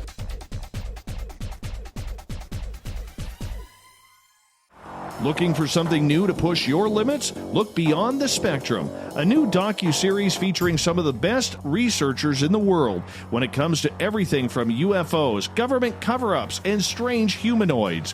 Truth seekers Stephen Bassett, Jeff Meldrum, Jack Kasher, and Stanton Friedman, among others, all chip in to bring their knowledge to you.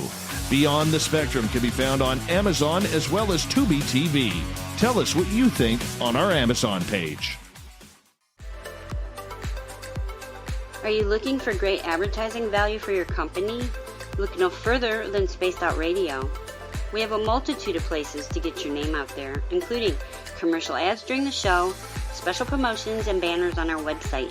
Our audience is proven to support the companies that support our show. We can make your budget work for you.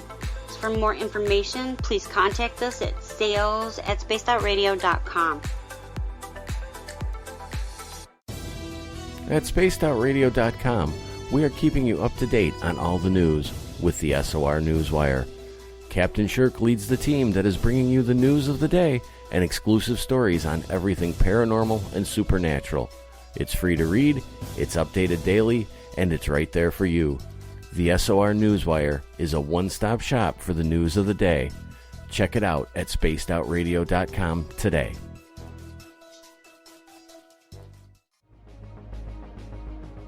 Hello everyone, this is Ryan Stacy from the Experiencer Support Association, otherwise known as TESA. We're glad to team up with Spaced Out Radio to help investigate your experiences on the SOR Sightlines Report. Together, we'll investigate the strange sightings and occurrences you've had. We're looking for answers just like you. So fill out a Sightlines Report on the Spaced Out Radio website and let's figure out what's going on together.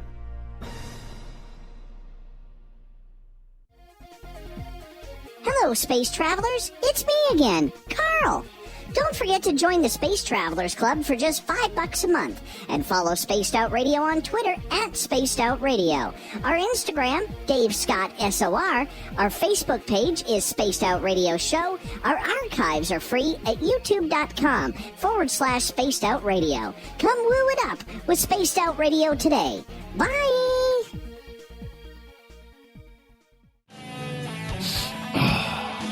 I'm feeling a little spicy tonight. What to do? What to do? Why not get bumblefuck? 4 million Scoville units of pure hard rock. Bumblefoot hot sauces come in 3 flavors. The burning bumble. Tone it down a bit with Bumblicious and throw the sauce on everything. Spice it up. Bumble me, baby. Bumblefoot hot sauce. Get it today at kajans.com.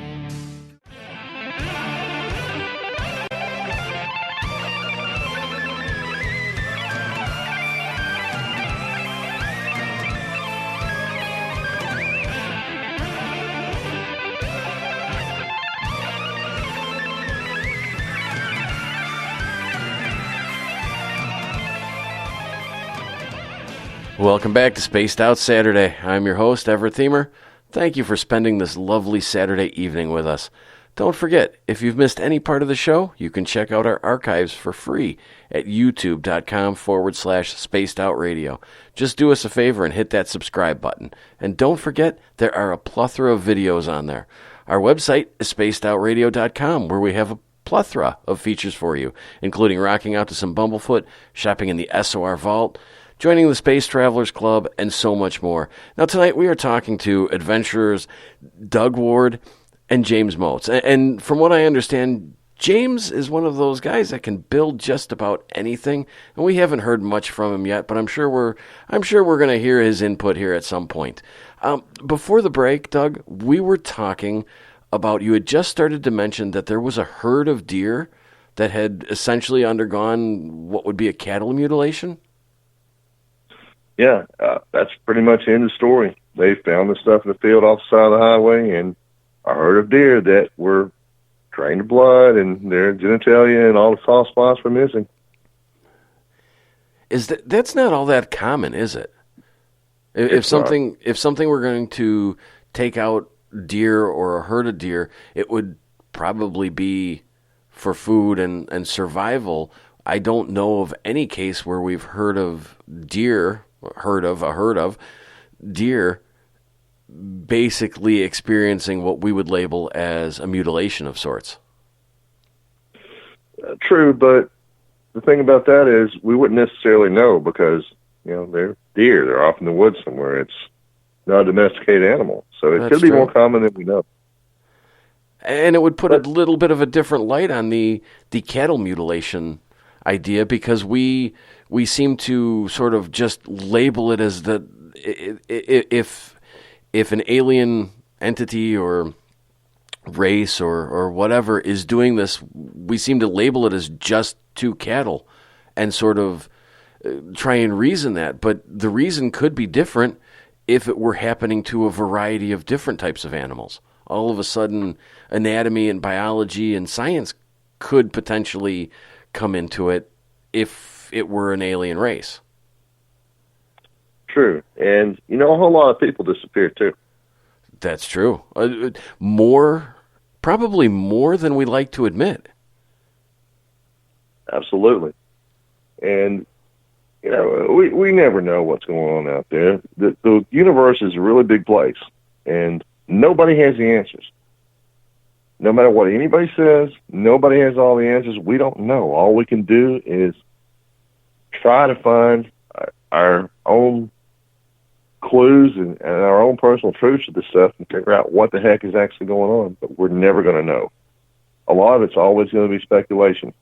And that's kind of fun. I mean, it's like bench racing, all the what-ifs out there.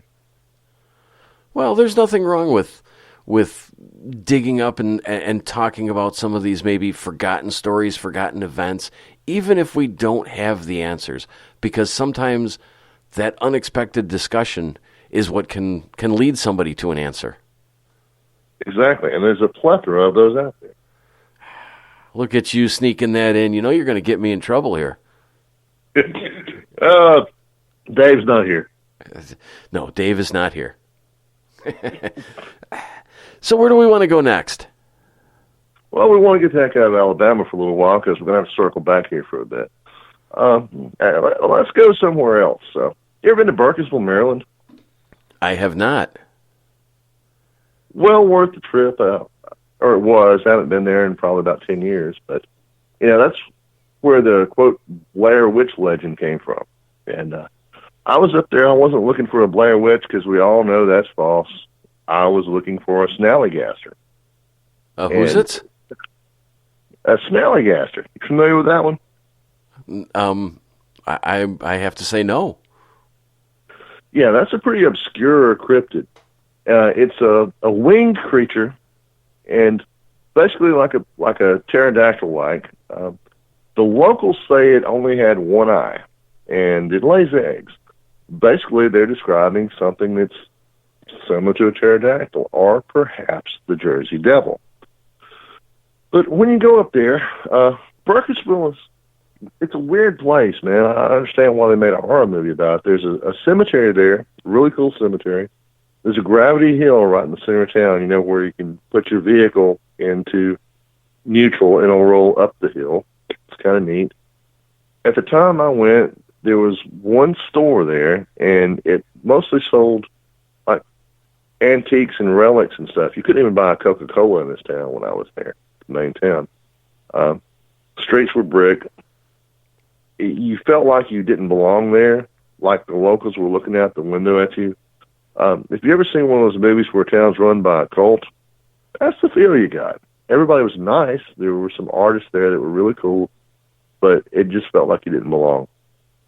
I was there. There's a state park there, and I went up there trying to see what I could find about the snallygaster legend. I got some good interviews from the place, but when you go out there at that state park, now the movie, the Blair Witch movie, total fake, but there are legends there that the snallygaster was what's called a, quote, fast spirit.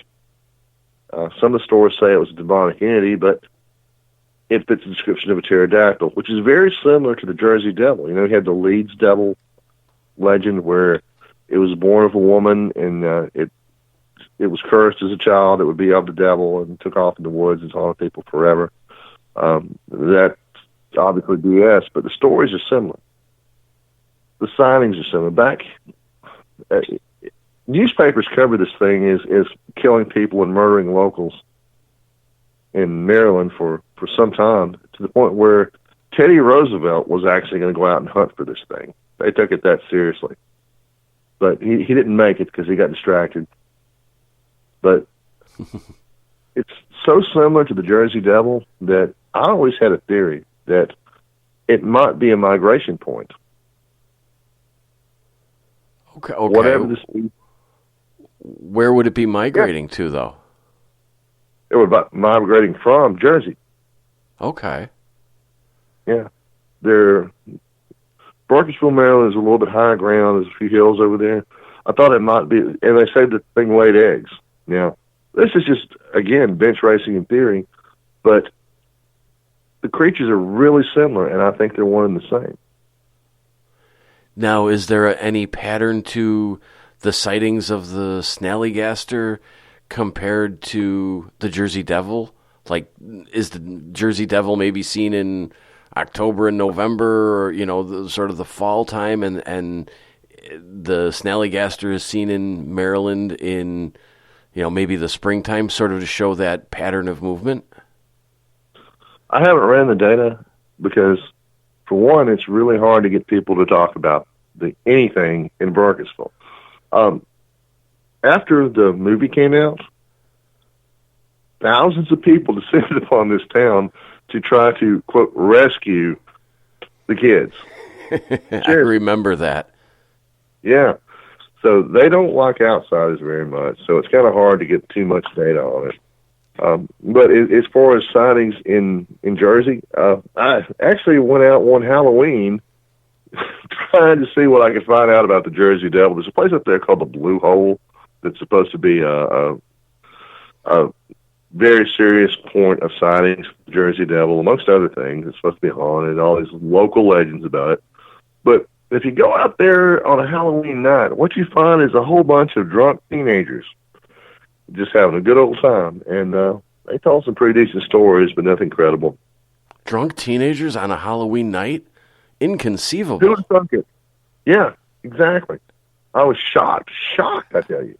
You know, as long as we're taking this little trip, I want to throw a little detour in here and just ask you about this. I don't know if you know anything about it or not. Up in the Jersey area, there is supposed to be a place called Seven Gates Road, where you drive like down the road and you will come to a gate, and you open that gate and you drive farther down the road and you open that gate, and as soon as you drive through one gate, it like closes behind you, and when you get to the next one, the gate behind you disappears.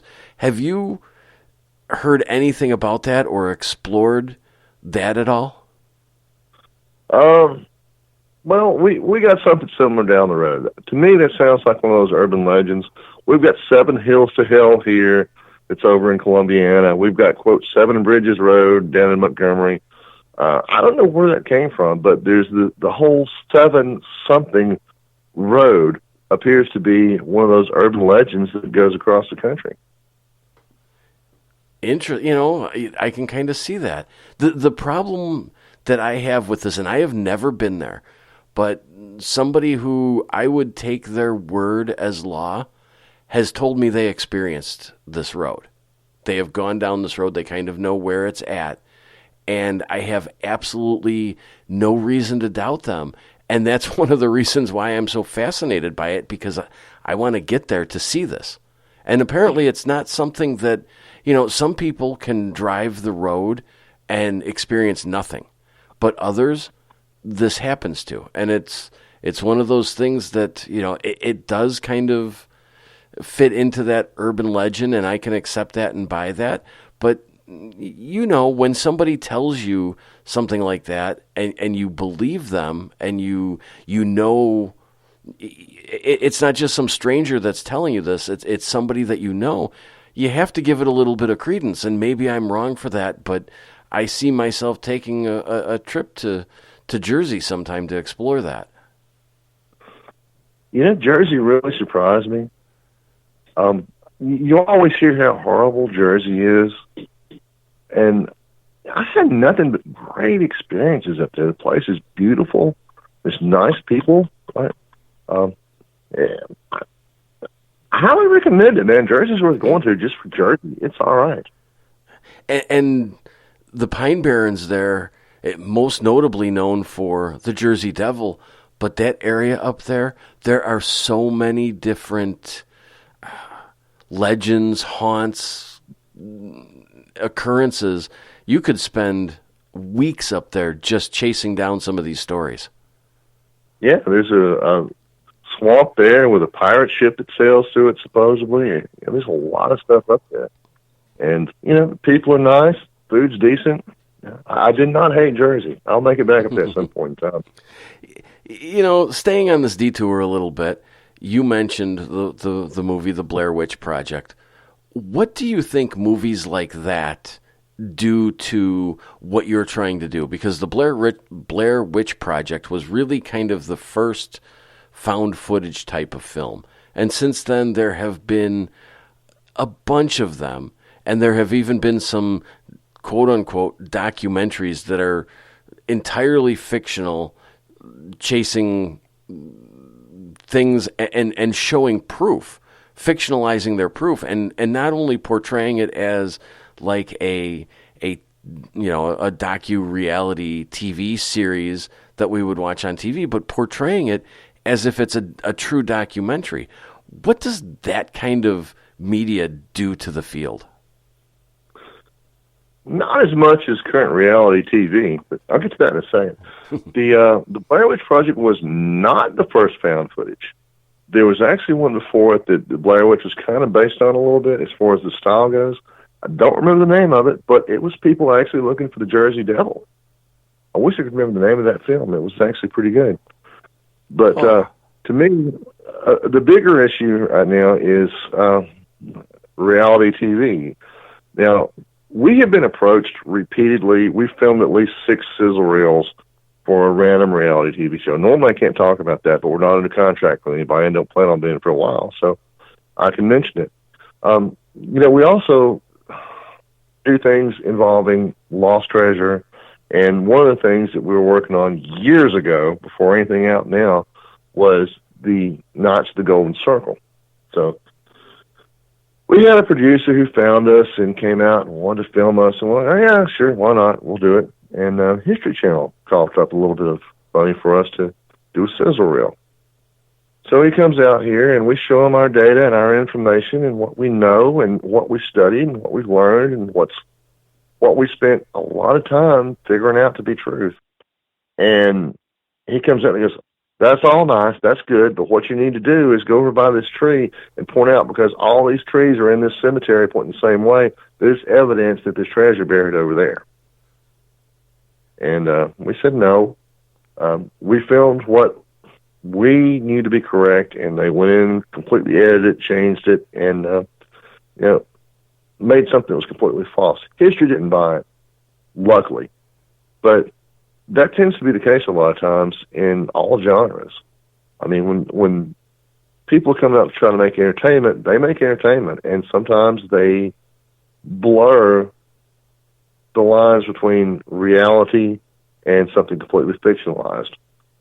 Most people get that, but the ones that don't and try to replicate what they're seeing that's fiction are what causes a whole lot of problems in the community.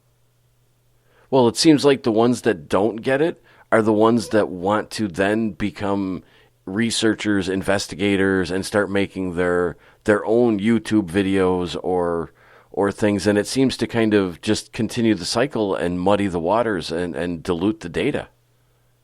Exactly. Definitely does.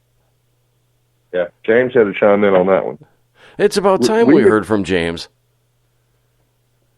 Yeah. I'm more do than talk. I'm not much of a talker. That's more Doug's realm right there. And James's deeds, not words, and the deeds he does speak volumes. Well, that's good. I want to switch gears a little bit one more time here, and this is just because this popped into my mind. Have you ever chased down or looked into this phenomena that seems to have popped up, and then it disappeared, and then it popped up again? It's the idea of these staircases or doorways just out in the woods. No house, no buildings or civilization around them, but there will just be either a random like stairway or a door just out in the middle of the woods. That's honestly, to me, not exciting enough. I've heard the stories and legends. We've never run across any. But I wouldn't drive far out of my way to look at that, because we see enough weird stuff that a stairway or a door is not going to entertain any of us. Okay, I can understand that. So tell us about some more of this weird stuff. Well, all right, let's go off on a nice little adventure. There's a place here. A lot of our stuff has been across country, but some of the best stuff has been local. And I think that everybody will find that, man. Let me speak to the viewers for a second, the listeners. Look, listening to this stuff is great, man, but get out. There's something close to you. Go prove it wrong. Prove it right. Go see it. Go experience it. Don't do the armchair thing, man. You only live so long. Go adventure. Live.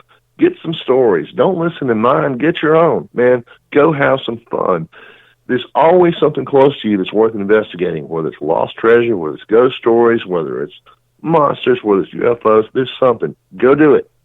Yeah, and I want to add to that, because you don't have to go to these places as a ghost hunter or anything. You can go to an old, reportedly haunted opera house or theater and just experience seeing a show in that theater, and maybe you'll get a feeling, maybe you won't. You can go to these places and not have to be or feel like you have to be constantly some sort of ghost hunter or anything. You can experience them and then see what maybe paranormal or what weird that you experience along with it.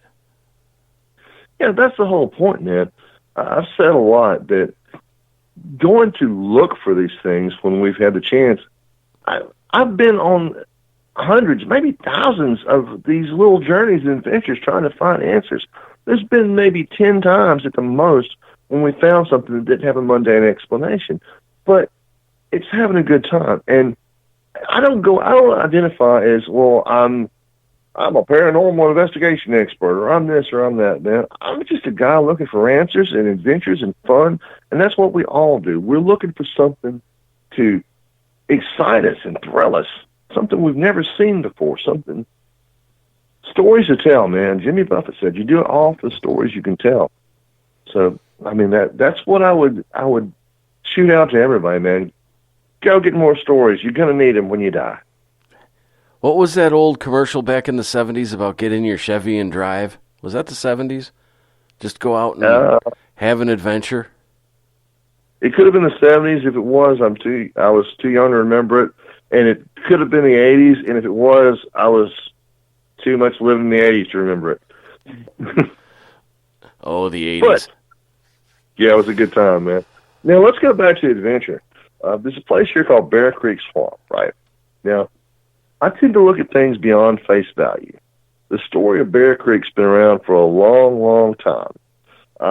Everybody here local was talking about how if you go down to this place, Bear Creek Swamp, you may see anything from creatures to strange lights in the woods. But the main legend was of a female spirit that is looking for her baby, right? And if you go down there and you say 3 times, I've got your baby, then she will appear. Now, this place is very creepy. This is a strange spot. I'll give everybody that. But, I had a hard time believing that. But it sounds incredibly similar to the La Llorona legend. Are you familiar with that? I am not. I was trying to figure out what word you just said. La Llorona, right? It's spelled with 2 L's. It looks like it should be La Llorona, but it's La Llorona. I think they made a movie about it recently, but the idea is, and this happens a lot, it's a spirit near water, a female spirit who was looking for her children. Well, the original legend, it was in Central America, and this was of a native woman who had fallen for a conquistador. Okay, I remember that. Yes. Yeah, and he quote loved her, but he couldn't be with someone who had children, so she drowned her children. And then he's like, "You're a monster. I can't be with you." So she ended up transforming into a demonic entity, right? And that's what it sounded like. But for the life of me, I couldn't figure out why, if this were anything more than an urban legend, there would be a demonic entity from Central America hanging out in a swamp in Alabama. Like, I couldn't find the connection. Well, regardless, it was a local legend. We decided to go check it out, and we took the whole team down there. Now, at the time, the Hell Hunters were full throttle. We had this cat named D. Williams that's part of the team, and he's a tough, rough and tumble biker, right? He's a little dude, but he's a biker. He's rough and tumble. His ego's bigger than mine, so I always made it a point to give him the worst possible assignment. So we ended up, because it needed to be a female, we put him in a dress, and we gave him a doll, right? And we sent him off into the swamp ahead of us and walking around going, "I got your baby." But because he was nervous that this might be something in there, we actually put a black powder pistol loaded down with all kinds of random stuff inside the baby doll, so something happened, he'd at least be able to blast something, right? So we sent him ahead of us into Bear Creek Swamp. We have the base camp set up as always with Becky there with radios and her help with radios. And the rest of us soon followed Dee into the woods, into the swamp, see what we'd come across. We got about 2 miles into this thing, walking these trails back to there. It was a hunting preserve in the swamp that we were at. And this was the middle of the day. The sky got black like there's a thunderstorm coming, and it just got quiet. And before that, this place was filled with life, man. There was fish jumping, there was noises, there was bullfrogs and crickets and everything else under the sun making noise. And it just got quiet and it got black. Oh, Doug, I hate to cut you off, but we're going to do a teaser here because that half hour just flew by. So, excellent. Yeah, that was quick. We're going to step out on Spaced Out Saturday. Hey, space travelers, this is John Resig, founder of the Chive and Chive Charities. If you know anything about our website, you know we like to do things a little differently. We're not some faceless organization collecting money for a nebulous cause. Our donor dollars go directly toward life-improving items. Then we give those items directly to an underdog who needs it most. To become a donor with Spaced Out Radio's official charity, Chive Charities, just go to chivecharities.org/donate. Are you an experiencer of something strange that can't be explained? Do you want help finding out what's going on? I'm Ryan Stacy, head of the Experiencer Support Association, otherwise known as TESSA. We've teamed up with Spaced Out Radio to investigate cases filled out in the SOR Sightlines report. We are independent and there's no cost to what we do. All we need is your experience. Let's find out what's happening together on the SOR Sightlines report. We are scouring the world for the most intriguing stories of your day. Take the time to read up on the SOR Newswire, where our team, led by Captain Shirk, will deliver to you some of the best paranormal and supernatural news, along with some stories that will blow your mind from the weird to the wacky. It's the news outside the news that piques interest, and that's what we're looking to deliver to you. The SOR Newswire, only at spacedoutradio.com. Hi there, this is Dave Scott, and I'm bringing you the Woo every Monday through Friday on Spaced Out Radio. I'm going all out to bring you the strangest, oddest stories and subjects I could find for your entertainment. Why? Because when we hit peak Woo, I know I've done my job. So come tune us in at spacedoutradio.com, 9:06 Pacific, 12:06 a.m. Eastern, and together, my friends, we own the night.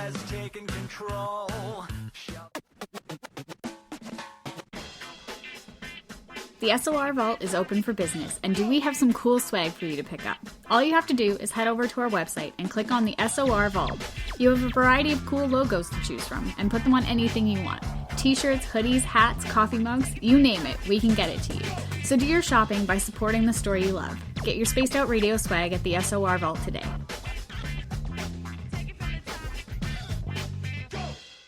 If you like it hot, real hot, then heat up your meals with Bumblefoot hot sauce. Get your Bumblefoot hot sauce today. The sauce, Bumblicious, and the 4 million Scoville unit Bumble.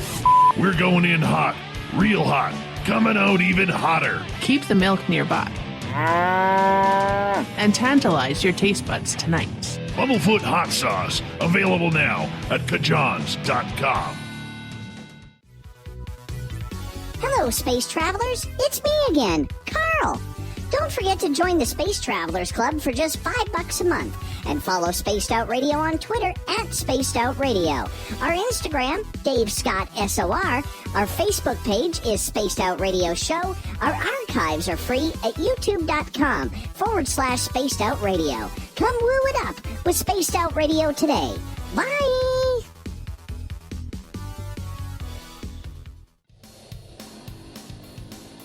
We all know on Spaced Out Radio we love a good beard and mustache, so why not take care of your facial hair with Mighty Moose Beard Oil? Made in Canada, we're taking care of beards and stashes around the world.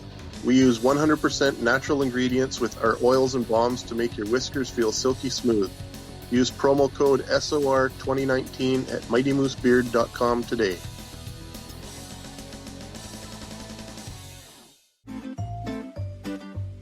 Looking for creative ways to get your company out in the public? How about advertising on Spaced Out Radio? Our sales department is waiting to hear from you, and we can work around any budget. From commercial spots to banners to special promotions, there are many opportunities to get your name and product out to our SOR listeners. For a price guide and more information, please contact us at sales@spacedoutradio.com. Get your horns up with me on Spaced Out Radio. This is Ron Bumblefoot Thaw. Come tune in to SOR where you can hear me rock out with Little Brother is Watching, the official theme song of Spaced Out Radio. And then come on over to bumblefoot.com where you can find out about my tour schedule, my music, and everything else. Bumblefoot.com keeps you up to date on what I'm doing and the best way to stay in touch with my music and music camps. Sign up for my newsletter at bumblefoot.com and remember, Little Brother is Watching. Hi, This is Amber Beckrud, and I want to invite you to subscribe to our YouTube channel where we store all of the SOR show archives for free. And as an added bonus, every 2 weeks I'm posting brand new content on Cryptid Tales, where I will get into some of the spookier legends and folklore from around the world and tell the stories that go with them. Find us at youtube.com/spacedoutradio and check out Cryptid Tales today. Drop a comment and let me know what you want to hear. See you there. For the price of 1 cup of coffee a month, you can become an SOR Space Traveler. The Space Travelers Club is a place where you can interact with other listeners, either live during the show or on our great forum. We want your stories, pictures, comments, and ideas. You'll get live video streams, exclusive content, and be a part of our newsletter. Stay in touch with everything SOR. The Space Travelers Club is just $5 a month at spacedoutradio.com.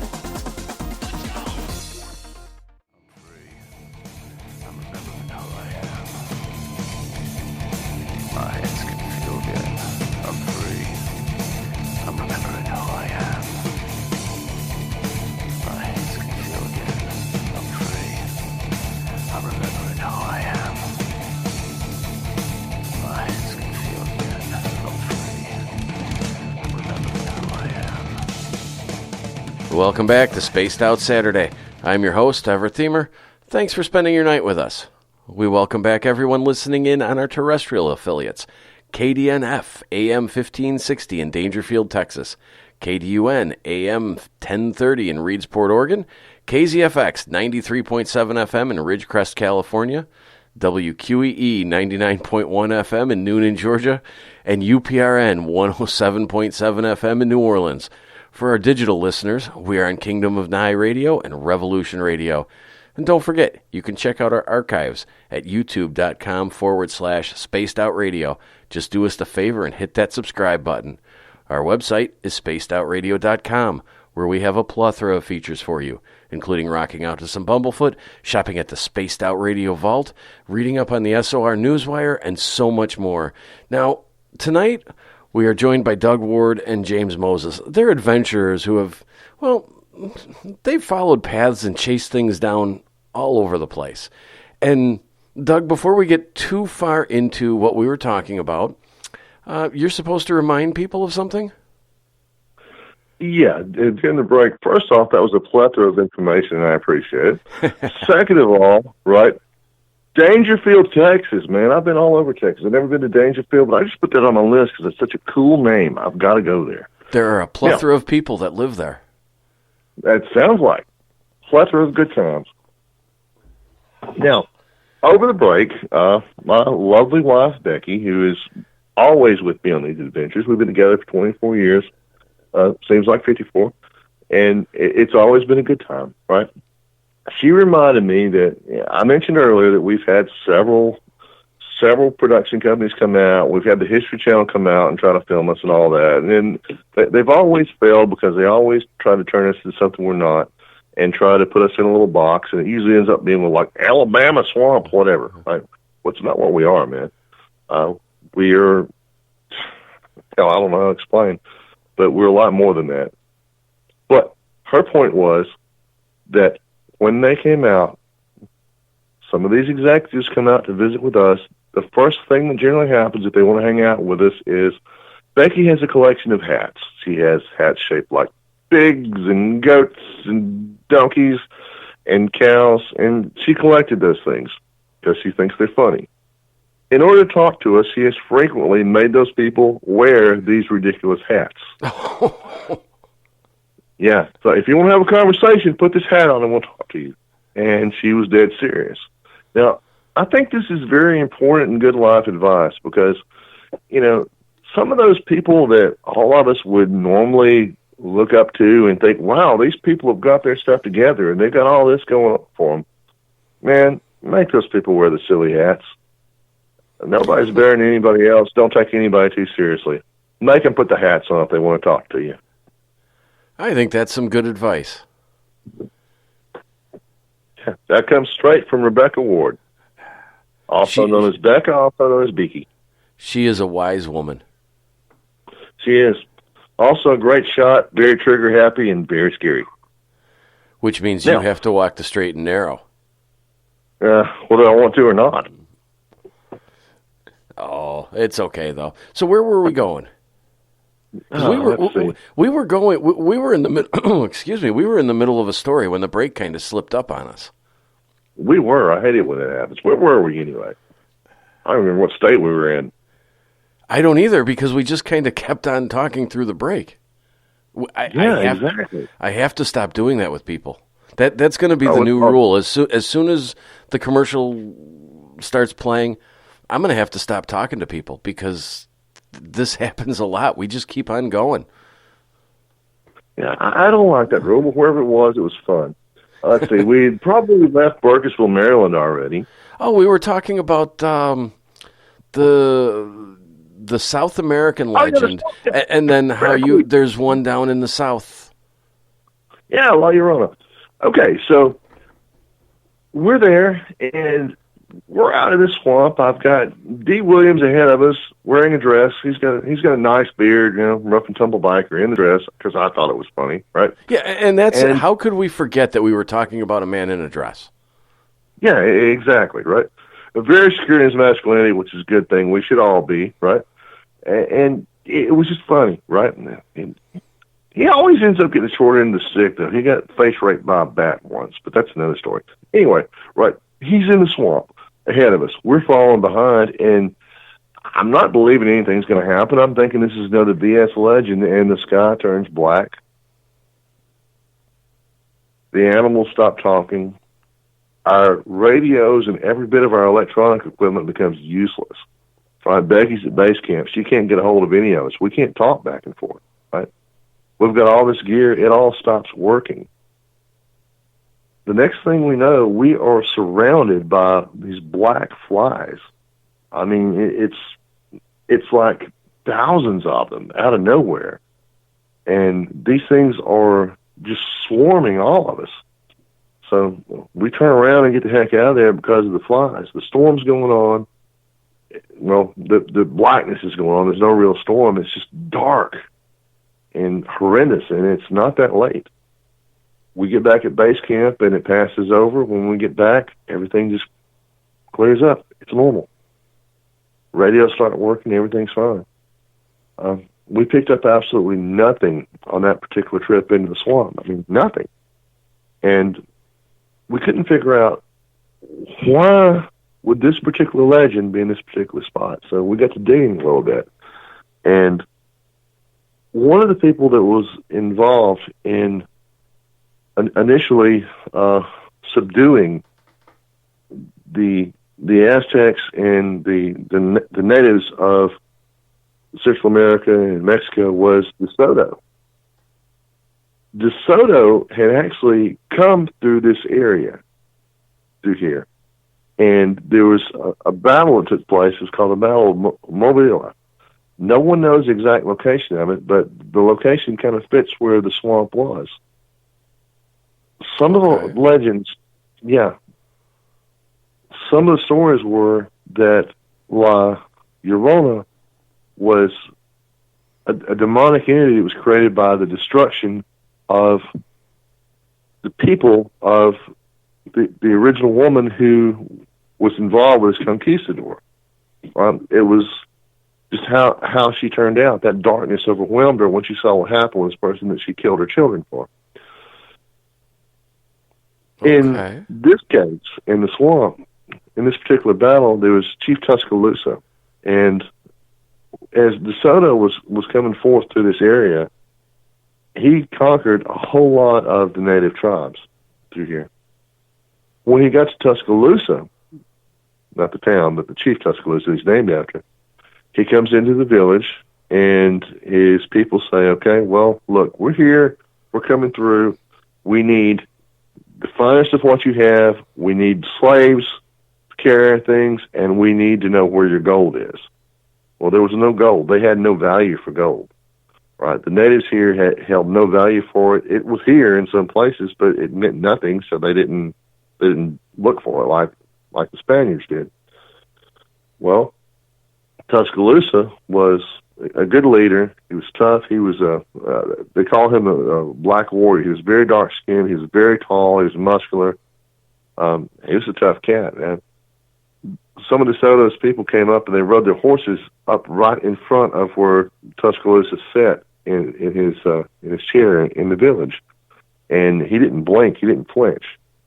When they told him what he wanted, he said, "Okay, I'll give you what you want, but we have to go to this other village where all these things are." So he took them there. He led them that way. But the village was actually a fortified place where the warriors were of the tribe, and they were training. Well, when they got to that point, then when DeSoto saw what was going on, that this was a group of warriors, this was not where the slaves were held and where the gold was held, a battle broke out. It's called the Battle of Mobile. And almost all of Tuscaloosa's tribes were killed. The tribe was killed for that. And a tremendous amount of DeSoto's men were killed. They were supposed to return to the coast in order to meet the ships that were going to take them back. But after this battle, he decided to move forward, and he moved on into Arkansas, and he died there. So the battle cost him his life.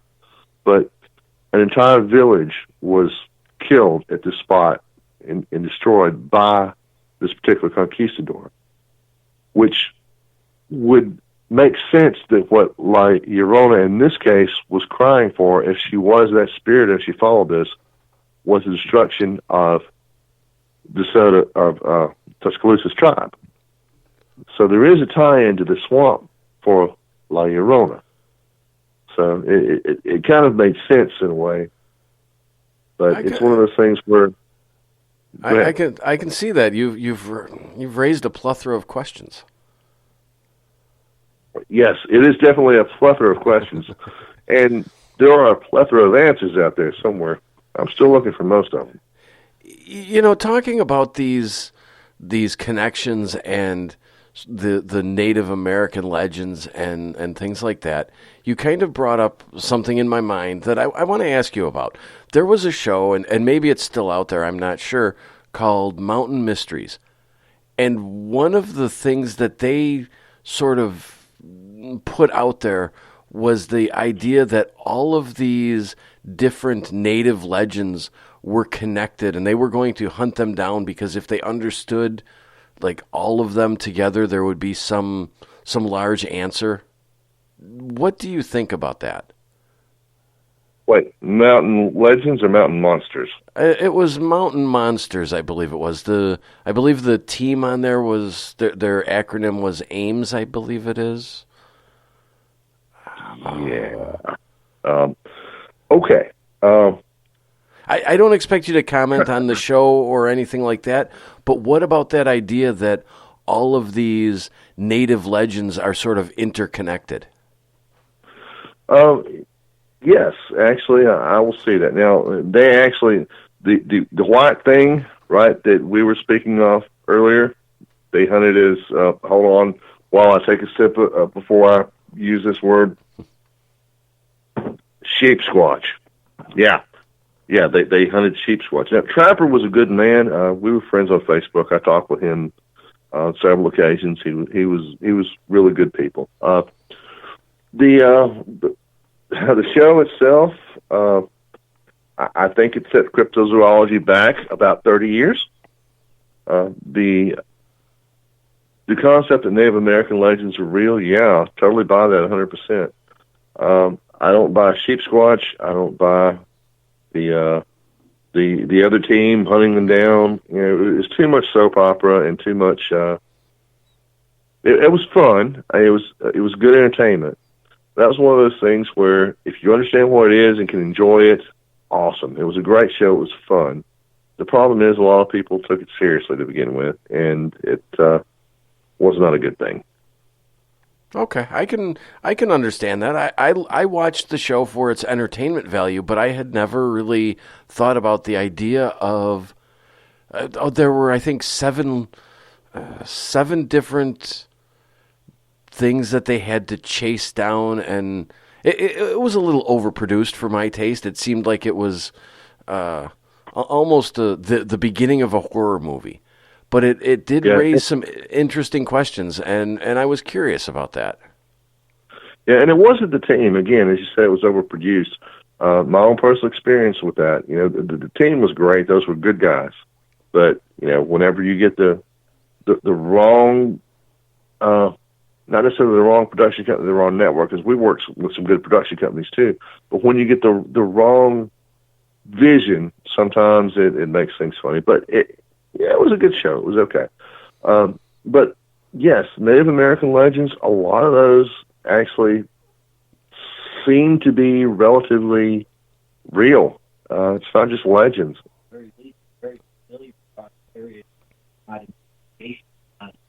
Exactly. I mean, it's things that you see all over the country. It's the same story, the same thing. It's just there's a different name for it.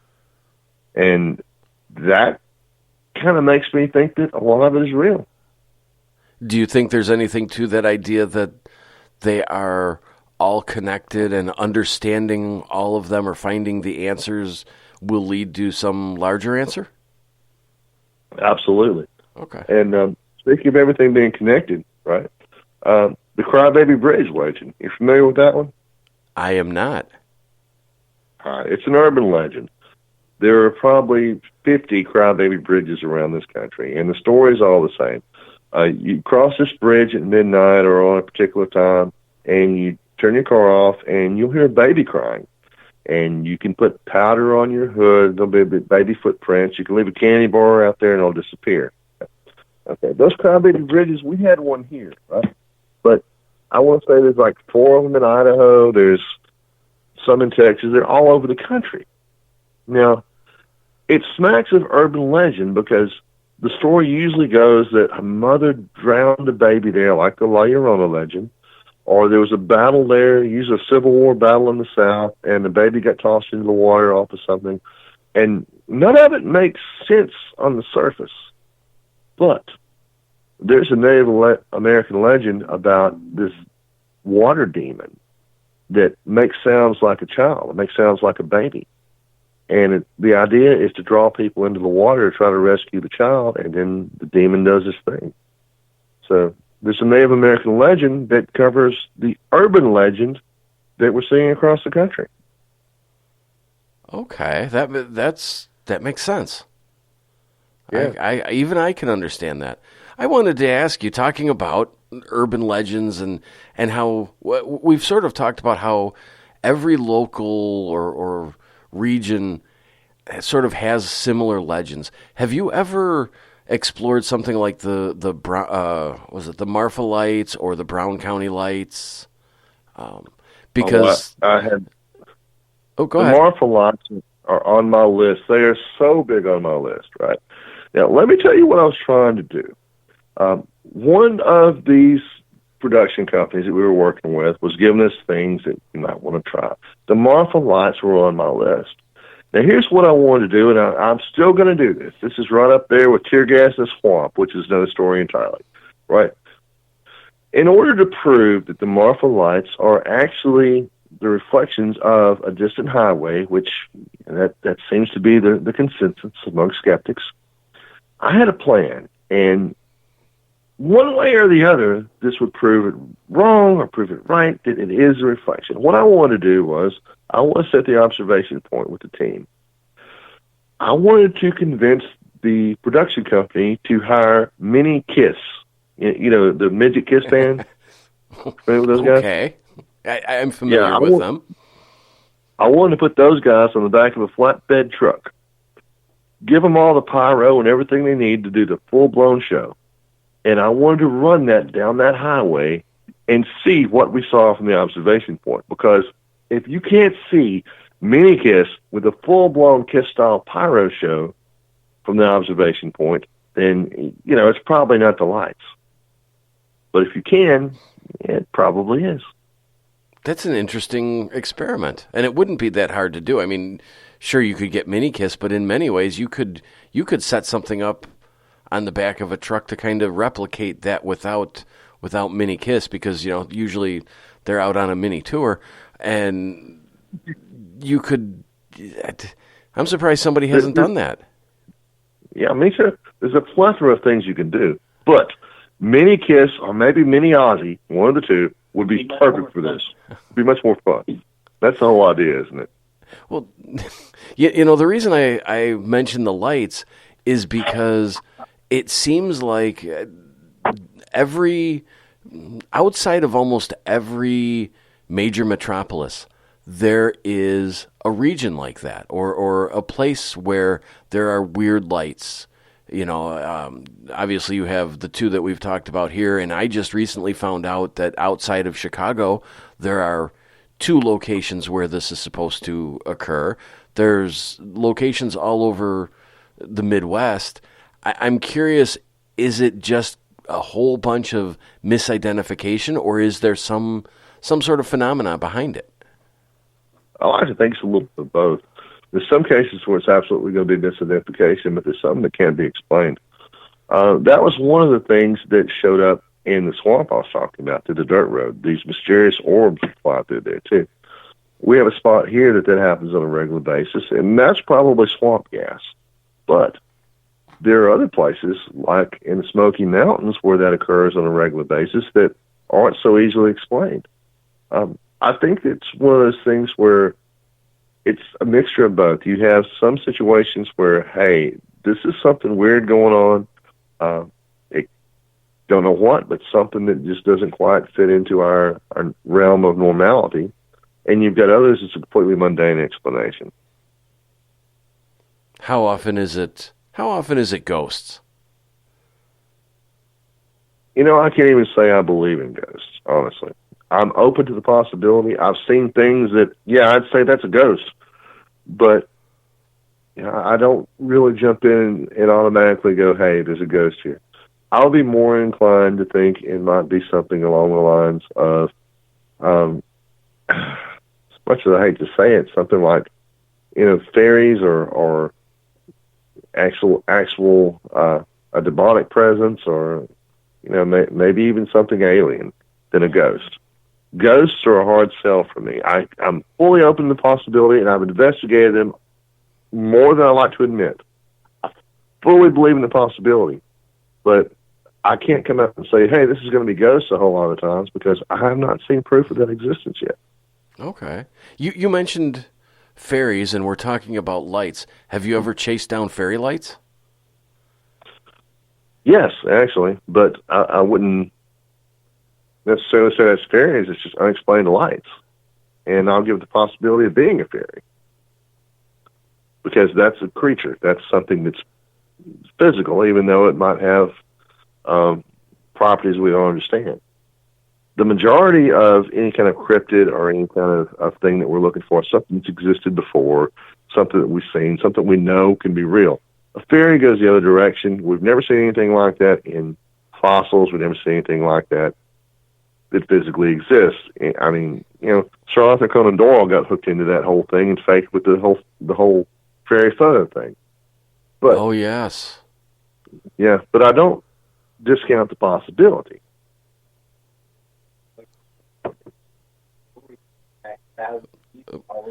Can you have James move a little closer to the microphone? We can't hear him. I am. There's no real documented evidence of fairies, but if you look all over the world, going back thousands of years, there's stories of fairies and fairy-like creatures, so there may be something there.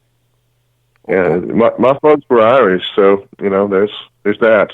Or could it just be the early version of an urban legend? Always. I mean, stories like that, campfire stories, like, you know, the Thunderbirds, right? I actually just wrote something on that not too long ago. That could very easily just be, you know, campfire stories of people remembering seeing something, or their ancestors remembering seeing something in the sky when we still had, you know, flying creatures, pterodactyls floating around. Hey guys, I got to get you to hold on because it's time for another break. So we're going to step out. Yeah, I know. Tonight we're talking with Doug Ward and James Moats, adventurers, explorers, always looking at the weird and the strange. We will be right back on Spaced Out. Yeah, I got to get this down, Pat. Tonight it's Spaced Out Saturday. We'll be right back. I'm feeling a little spicy tonight. What to do? Why not get Bumblefuck? 4 million Scoville units of pure hard rock. Bumblefoot hot sauces come in 3 flavors. The burning bumble. Tone it down a bit with Bumblicious and throw the sauce on everything. Spice it up. Bumble me, baby. Bumblefoot hot sauce. Get it today at Kajans.com. Are you looking for great advertising value for your company? Look no further than Spaced Out Radio. We have a multitude of places to get your name out there, including commercial ads during the show, special promotions, and banners on our website. Our audience is proven to support the companies that support our show. We can make your budget work for you. So for more information, please contact us at sales@spacedoutradio.com. Hey everybody, the SOR Space Travelers is open. For just $5 a month, you can hang out with Dave and our crew privately in our members-only section. With your signing, you'll receive newsletters on what's going on with Spaced Out Radio. You'll have direct contact with the host during the show in our chat, live streaming videos, and a great forum for your posts and more. Become a space traveler now at spacedoutradio.com.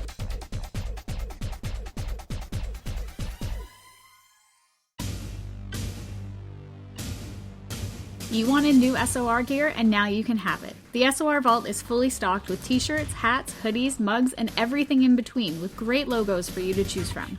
So head on over to spacedoutradio.com, click on the SOR Vault, and go shopping. Pricing is quite affordable, and you can look good representing your favorite show. So go to our website and pick up your new SOR wear at the SOR Vault today. Move over, brother, and let me own Saturday night.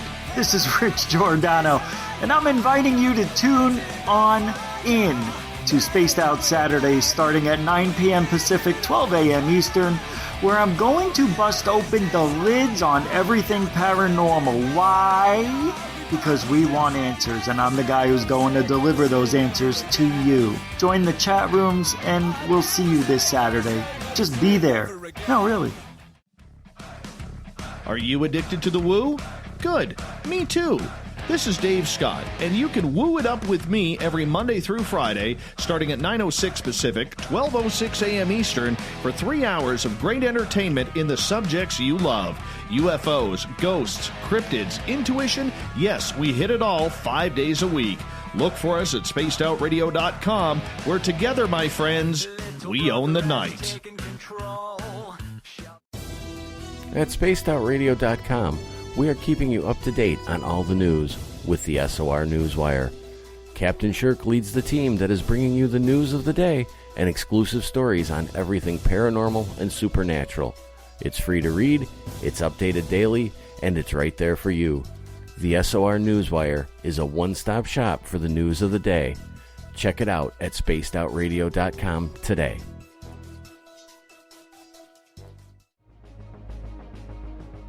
Hello everyone, this is Ryan Stacy from the Experiencer Support Association, otherwise known as TESSA. We're glad to team up with Spaced Out Radio to help investigate your experiences on the SOR Sightlines Report. Together, we'll investigate the strange sightings and occurrences you've had.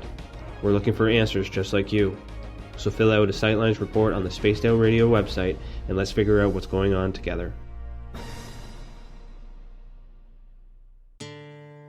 Hey Spaced Out Radio fans, it's John Resig, founder of the Chive and Chive Charities. Our goal is to make the life of veterans, first responders, and those with rare medical conditions 10% happier. We do this by donating one grant item, ranging from vans to therapy programs to prosthetic limbs, to those who need it most.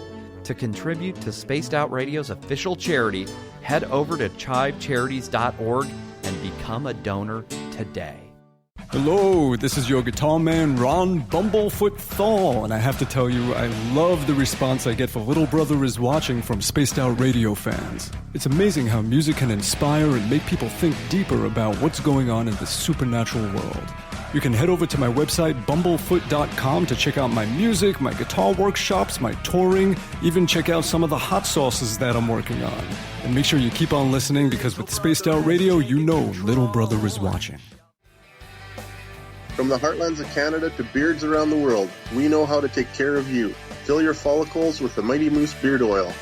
All our oils and balms are handmade and 100% natural ingredients because we care about your beard.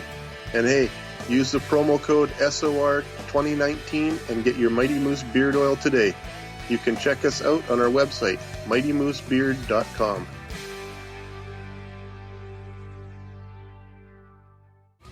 We're adding to the entertainment online for Spaced Out Radio. I'm Amber Beckrud, and I want to invite you to subscribe to our YouTube channel and check out Cryptid Tales, where I will take you on a journey into some of the strangest legends and lore from around the world, relaying the stories to you of the strange creatures and experiences that people have had throughout time. You can find Cryptid Tales at youtube.com/Spaced Out Radio. And while you're there, don't forget to check out our free archives and leave a comment. See you there.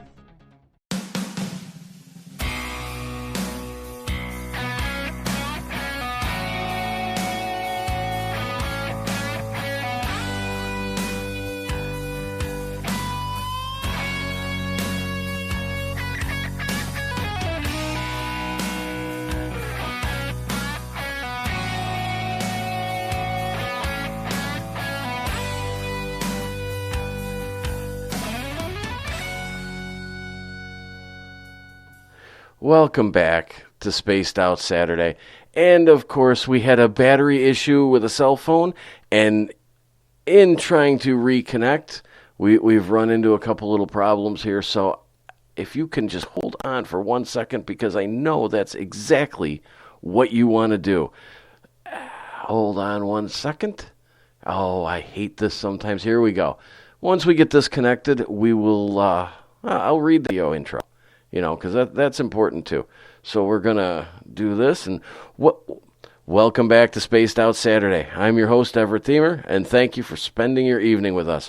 Don't forget, if you've missed any part of the show, you can check out our archives for free at youtube.com/Spaced Out Radio. Just do us the favor and hit that subscribe button. Our website is spacedoutradio.com, where we have a plethora of features for you, including rocking out to some Bumblefoot, shopping in the Spaced Out Radio Vault, joining the Space Travelers Club, and so much more. Now, tonight, we are talking with Doug Arnold. I'm sorry. That's a totally different person. See, we have these tech problems, and all of a sudden I get flustered, and then I make mistakes, and I have to make a plethora of mistakes. But we're talking to Doug Ward and James Motes. And we're just kind of going down paths, talking about some of the weird legends and weird things that they've chased down. And hopefully, by the end of the night, we're going to get to Robert Johnson. If you don't know that name, you should, but we'll get there. Guys, I want to say thank you so much for hopping in on this Saturday night. Hey, we're having a great time, man. This is fun. And we're absolutely going to get to Robert Johnson. You know, that's a long trip. Well, we'll get there. We got time. Absolutely. But, you know, we've talked mostly about the paranormal side and the cryptozoology side of what we do, but, you know, there's more than that. We do things a little more mundane, like searching after the secret society's lost treasure. Really? Yeah. Oh, you got to explain that a little bit. All right, so some folks out there might be familiar with the KGC, Knights of the Golden Circle. These cats, back during the Civil War, they pretty much before the Civil War, they pretty much wanted to keep a slave state. That was their plan. And when things started going south, they stashed a whole lot of gold, a whole lot of guns, and a whole lot of other things around the country, thinking that, hey, we're going to be able to restart this whole rebellion later on. Didn't work out that way, so there's still a whole lot of stuff out there hidden. We've put a lot of time and a lot of effort in to find some of those locations, and we know where some are. We've got kind of lucky. Are you going to make some? Are you going to make some expeditions to these locations? We already have.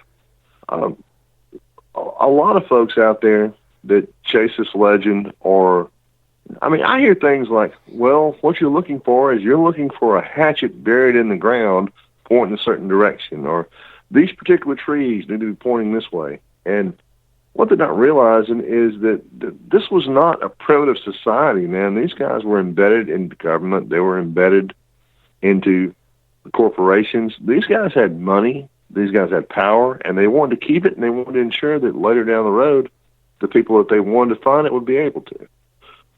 So what we found is there are cases where these lost treasures as such have been brought out of the ground. Here in Alabama, in close to Demopolis, back in 1923, they brought out what would be $14 million worth of gold out of the ground using one of those old maps. Most people don't know about it because, it's buried in the archives, and it's hard to find, but it's there. And we've got all the old newspaper reports and all that. The folks that found it used their grandfather's map, who set it up during the Civil War. One of the names that comes up a lot when we talk about the KGC is Jesse James. And he spent a lot of time in Nashville. He's working a barrel factory there when he tried to, quote, go straight for a couple of years. And our theory has always been that was kind of a cover because he had a lot of money at the time. I mean, when he was out of town, the folks that would come by, the neighborhood folks that visit his wife, would see that, hey, she's got a nice dress, all these jewels, and she claimed that she inherited it from an uncle somewhere, but it was Jesse doing his thing. He had no reason he needed to go work in a barrel factory, but he did, him and Frank both, for a while in Nashville. Nashville is an amazing town. It's a lot of fun. And like almost every other southern city that's involved with KGC legends, there's a whole lot of tunnels underneath there. Well, some of those tunnels go right under what I believe to be the location of the Brentwood Hoard. I've stepped foot on it. I've been on top of it. There's no way you could actually get to it legally without going to prison, but it's there. Okay, now what is the Brentwood Hoard? The Brentwood Hoard is the legends say that in every southern state there were two different treasures hid by the KGC. It wouldn't be a treasure to them, it would be a stash. But one was to make payroll, and the other was to be put back for the future whenever they were able to redo their revolution. I mean, some of this was before the Civil War. But whenever they were ready to bring this out and use it to purchase influence or guns or whatever they needed to get what they wanted, that's what that was for. Okay. The one that was found in Demopolis, Alabama, by all accounts, is a payroll hoard. The second one is supposedly the money. That's where the big money's at, which would have been ridiculous by today's standards. And there's a place here that's outside of Selma that is Old Cahaba. Old Cahaba was the original capital of Alabama, the Confederacy. There's several cemeteries there, and one of those was broken into back in the 1950s before it was a protected area. Whoever broke into it ended up shooting somebody else and dragging the body off. It was a big ordeal at the time that made the newspapers. We dug this out accidentally looking at the archives. But, I'd said earlier that these guys are not doing things like burying hatchets and pointing trees. They're actually putting things that are a permanent marker, a permanent map, so to speak.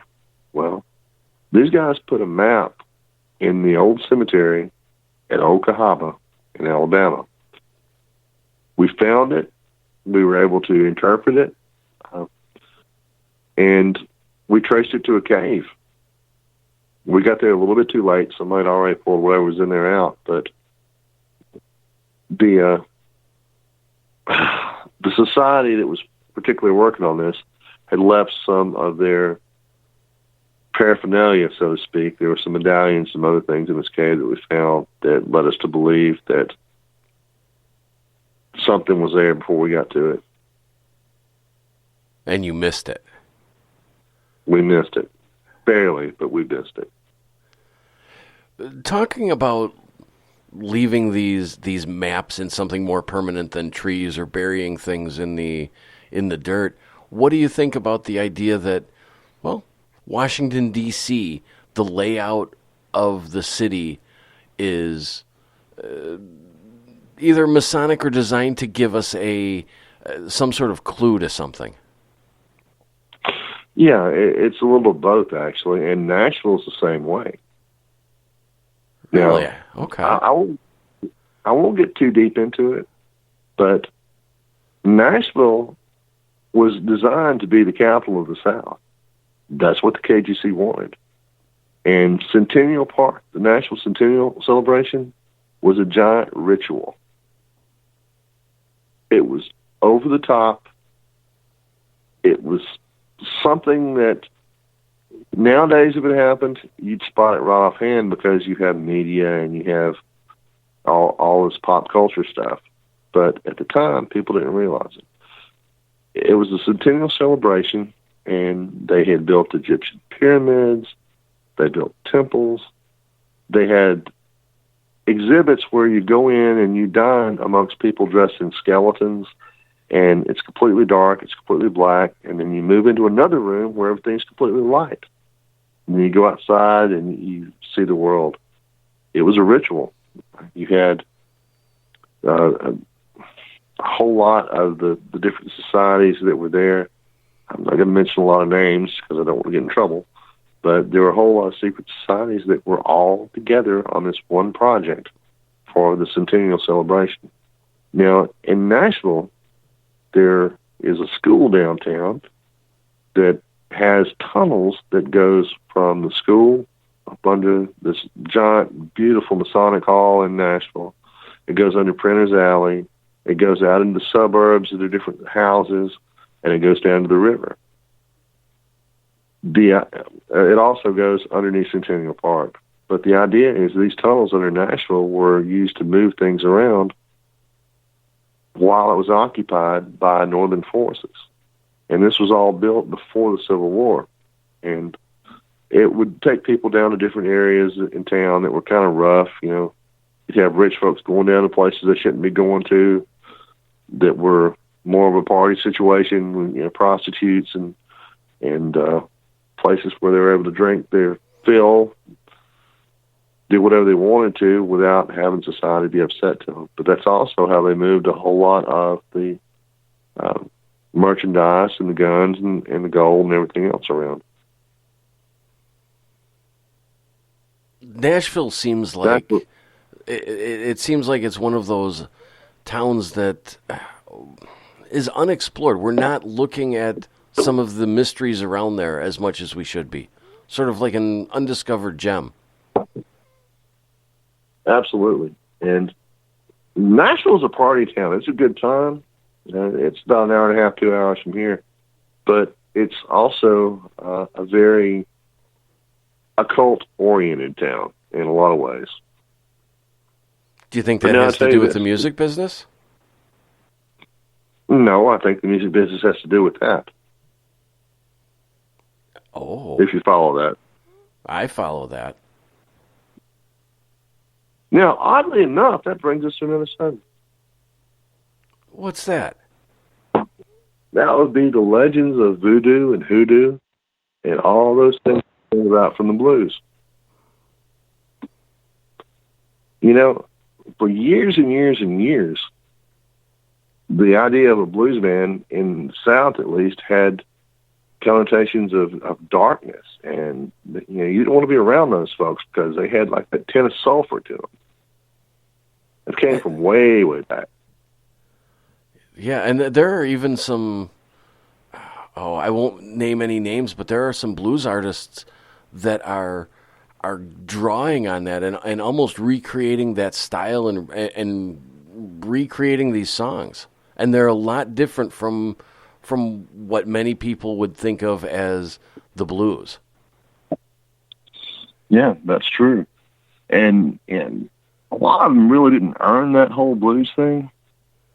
And they really didn't, because you got to pay your dues for that. I mean, I was a musician from way back, and I have literally walked down Hanks Lost Highway and I've hitchhiked Highway 61. I mean, I hit 61 with $5 in my pocket and a $5,000 guitar on my back and a pistol, and that was it. Now, for those that don't That know, was one. where is Highway 61, or what are its 2 points? Highway 61 is the Blues Highway, right? Comes down from southern Mississippi, New Orleans, and goes all the way up to Chicago. And that's the highway, that's the road, that's the mother road to the blues. That's where every musician you can think of, every blues band came from, whether it be Delta blues or Chicago blues. If they're worth their salt, they've traveled that at least one time. And there's a lot of legends that come along Highway 61. Some true and some maybe not so much.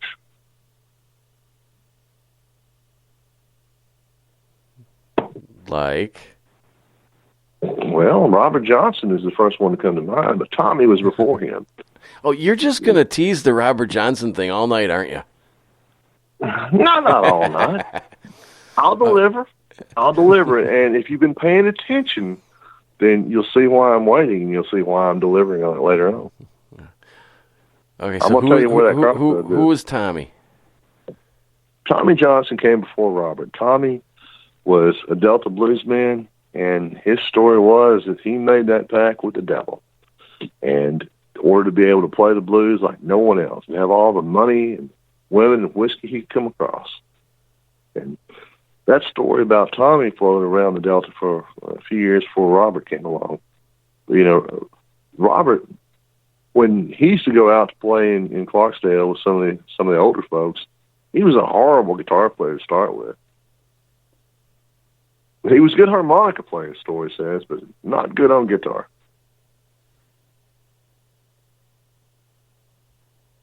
And I always say, here come old Robert wanting to sit in again. And he could sing, he could play harmonica, but he wasn't a guitar player. And the story is he finally got fed up, and he left and disappeared for a year. He came back, he learned his craft. How he learned is the question. Well, in that year, he had made improvements in his playing that somebody practicing would not expect to make in such a short amount of time. I mean, guitar playing is not something that you just pick up and start putting your fingers on the fretboard.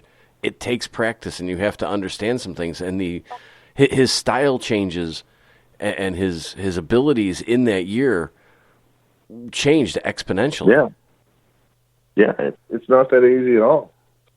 He made progress that you would expect 10 or 15 years worth of work to do. And some folks say it's because he made that pact with the devil.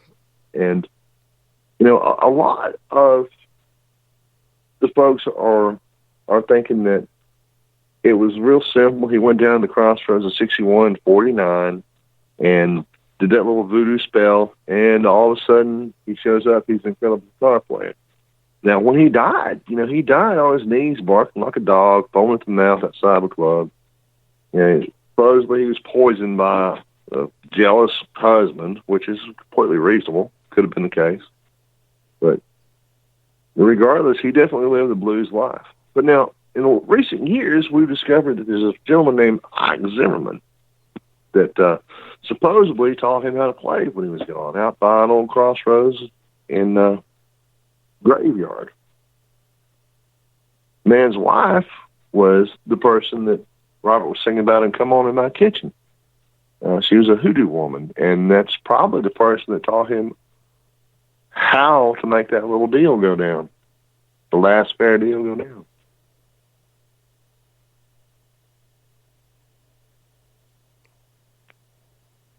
I don't know where to go with that, because there's you got to help me a little bit here, because make sure we're still there. Yeah, there's kicked out for a second. Okay, there's so much.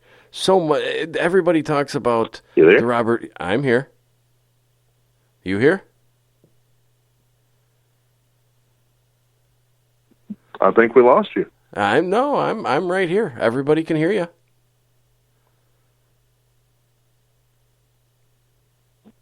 Hello? Hello? Well, you know what? We'll try and call you right back, but everybody can hear you, and I can hear you. Hold on 1 second. We've got to finish this up. You know what? Yeah, we're going to try and finish this up quick. We got a couple minutes yet. Oh, we will effort to get him back and try it again. And there's nothing better than dead air. And let's try. I probably should have muted that.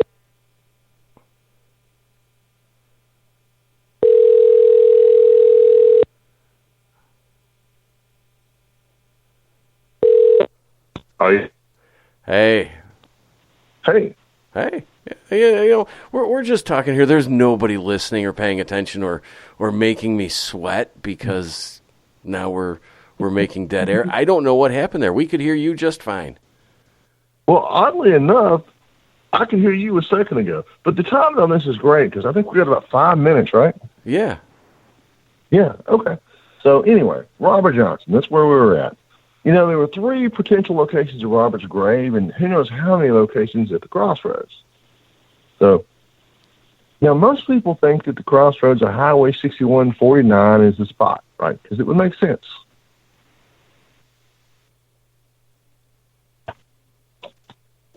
But at the top. Still there? I'm still here. Excellent. Okay, so 61 and 49 is right downtown Clarksdale. I think there's a better location for that. You know, he's singing about Rosedale and Traveling Riverside Blues. But you need a place that's got something kind of mystical or weird about it. Rosedale fits that bill. Son Hal said he thought it was in Rosedale. So I'm going to give you the GPS location that I think the crossroads is at. You ready? I'm writing this down as we speak. Write this down. Okay? So if you're looking in the Mississippi Delta and you look at Rosedale, there's a marker that talks about the location of Rosedale, and it talks about Robert Johnson singing about Rosedale in Traveling Riverside Blues. Talking about going down to Rosedale with his rider by his side. Now, when Cream did it, they added that to Crossroads Blues. But Rosedale wasn't initially Crossroads Blues. It was just in Traveling Riverside.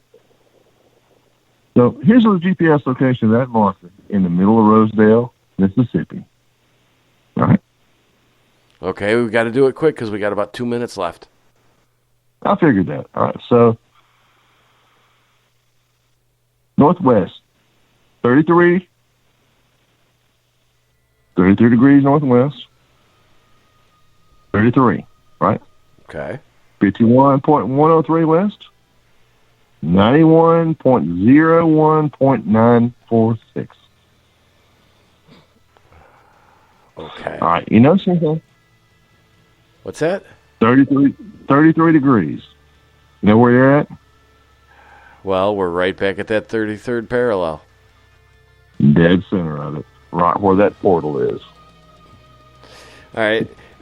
Doug, James, I got to get you to hold on. I got to wrap this out, but I'm going to get you back sometime. We are going to talk in depth about Robert Johnson because there are so many fascinating aspects to his life and even possibly the 27 Club.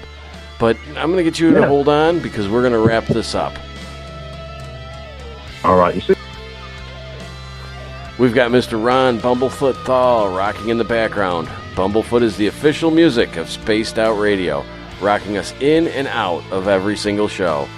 Get your horns up for the guitar god himself. A special thank you to everyone listening in at home, in your cars, at work, in our chat rooms, and wherever you may be. Remember, this show is copywritten by Spaced Out Radio and SOR Media Ventures Limited. Thanks for sharing your evening with us, because together, my friends,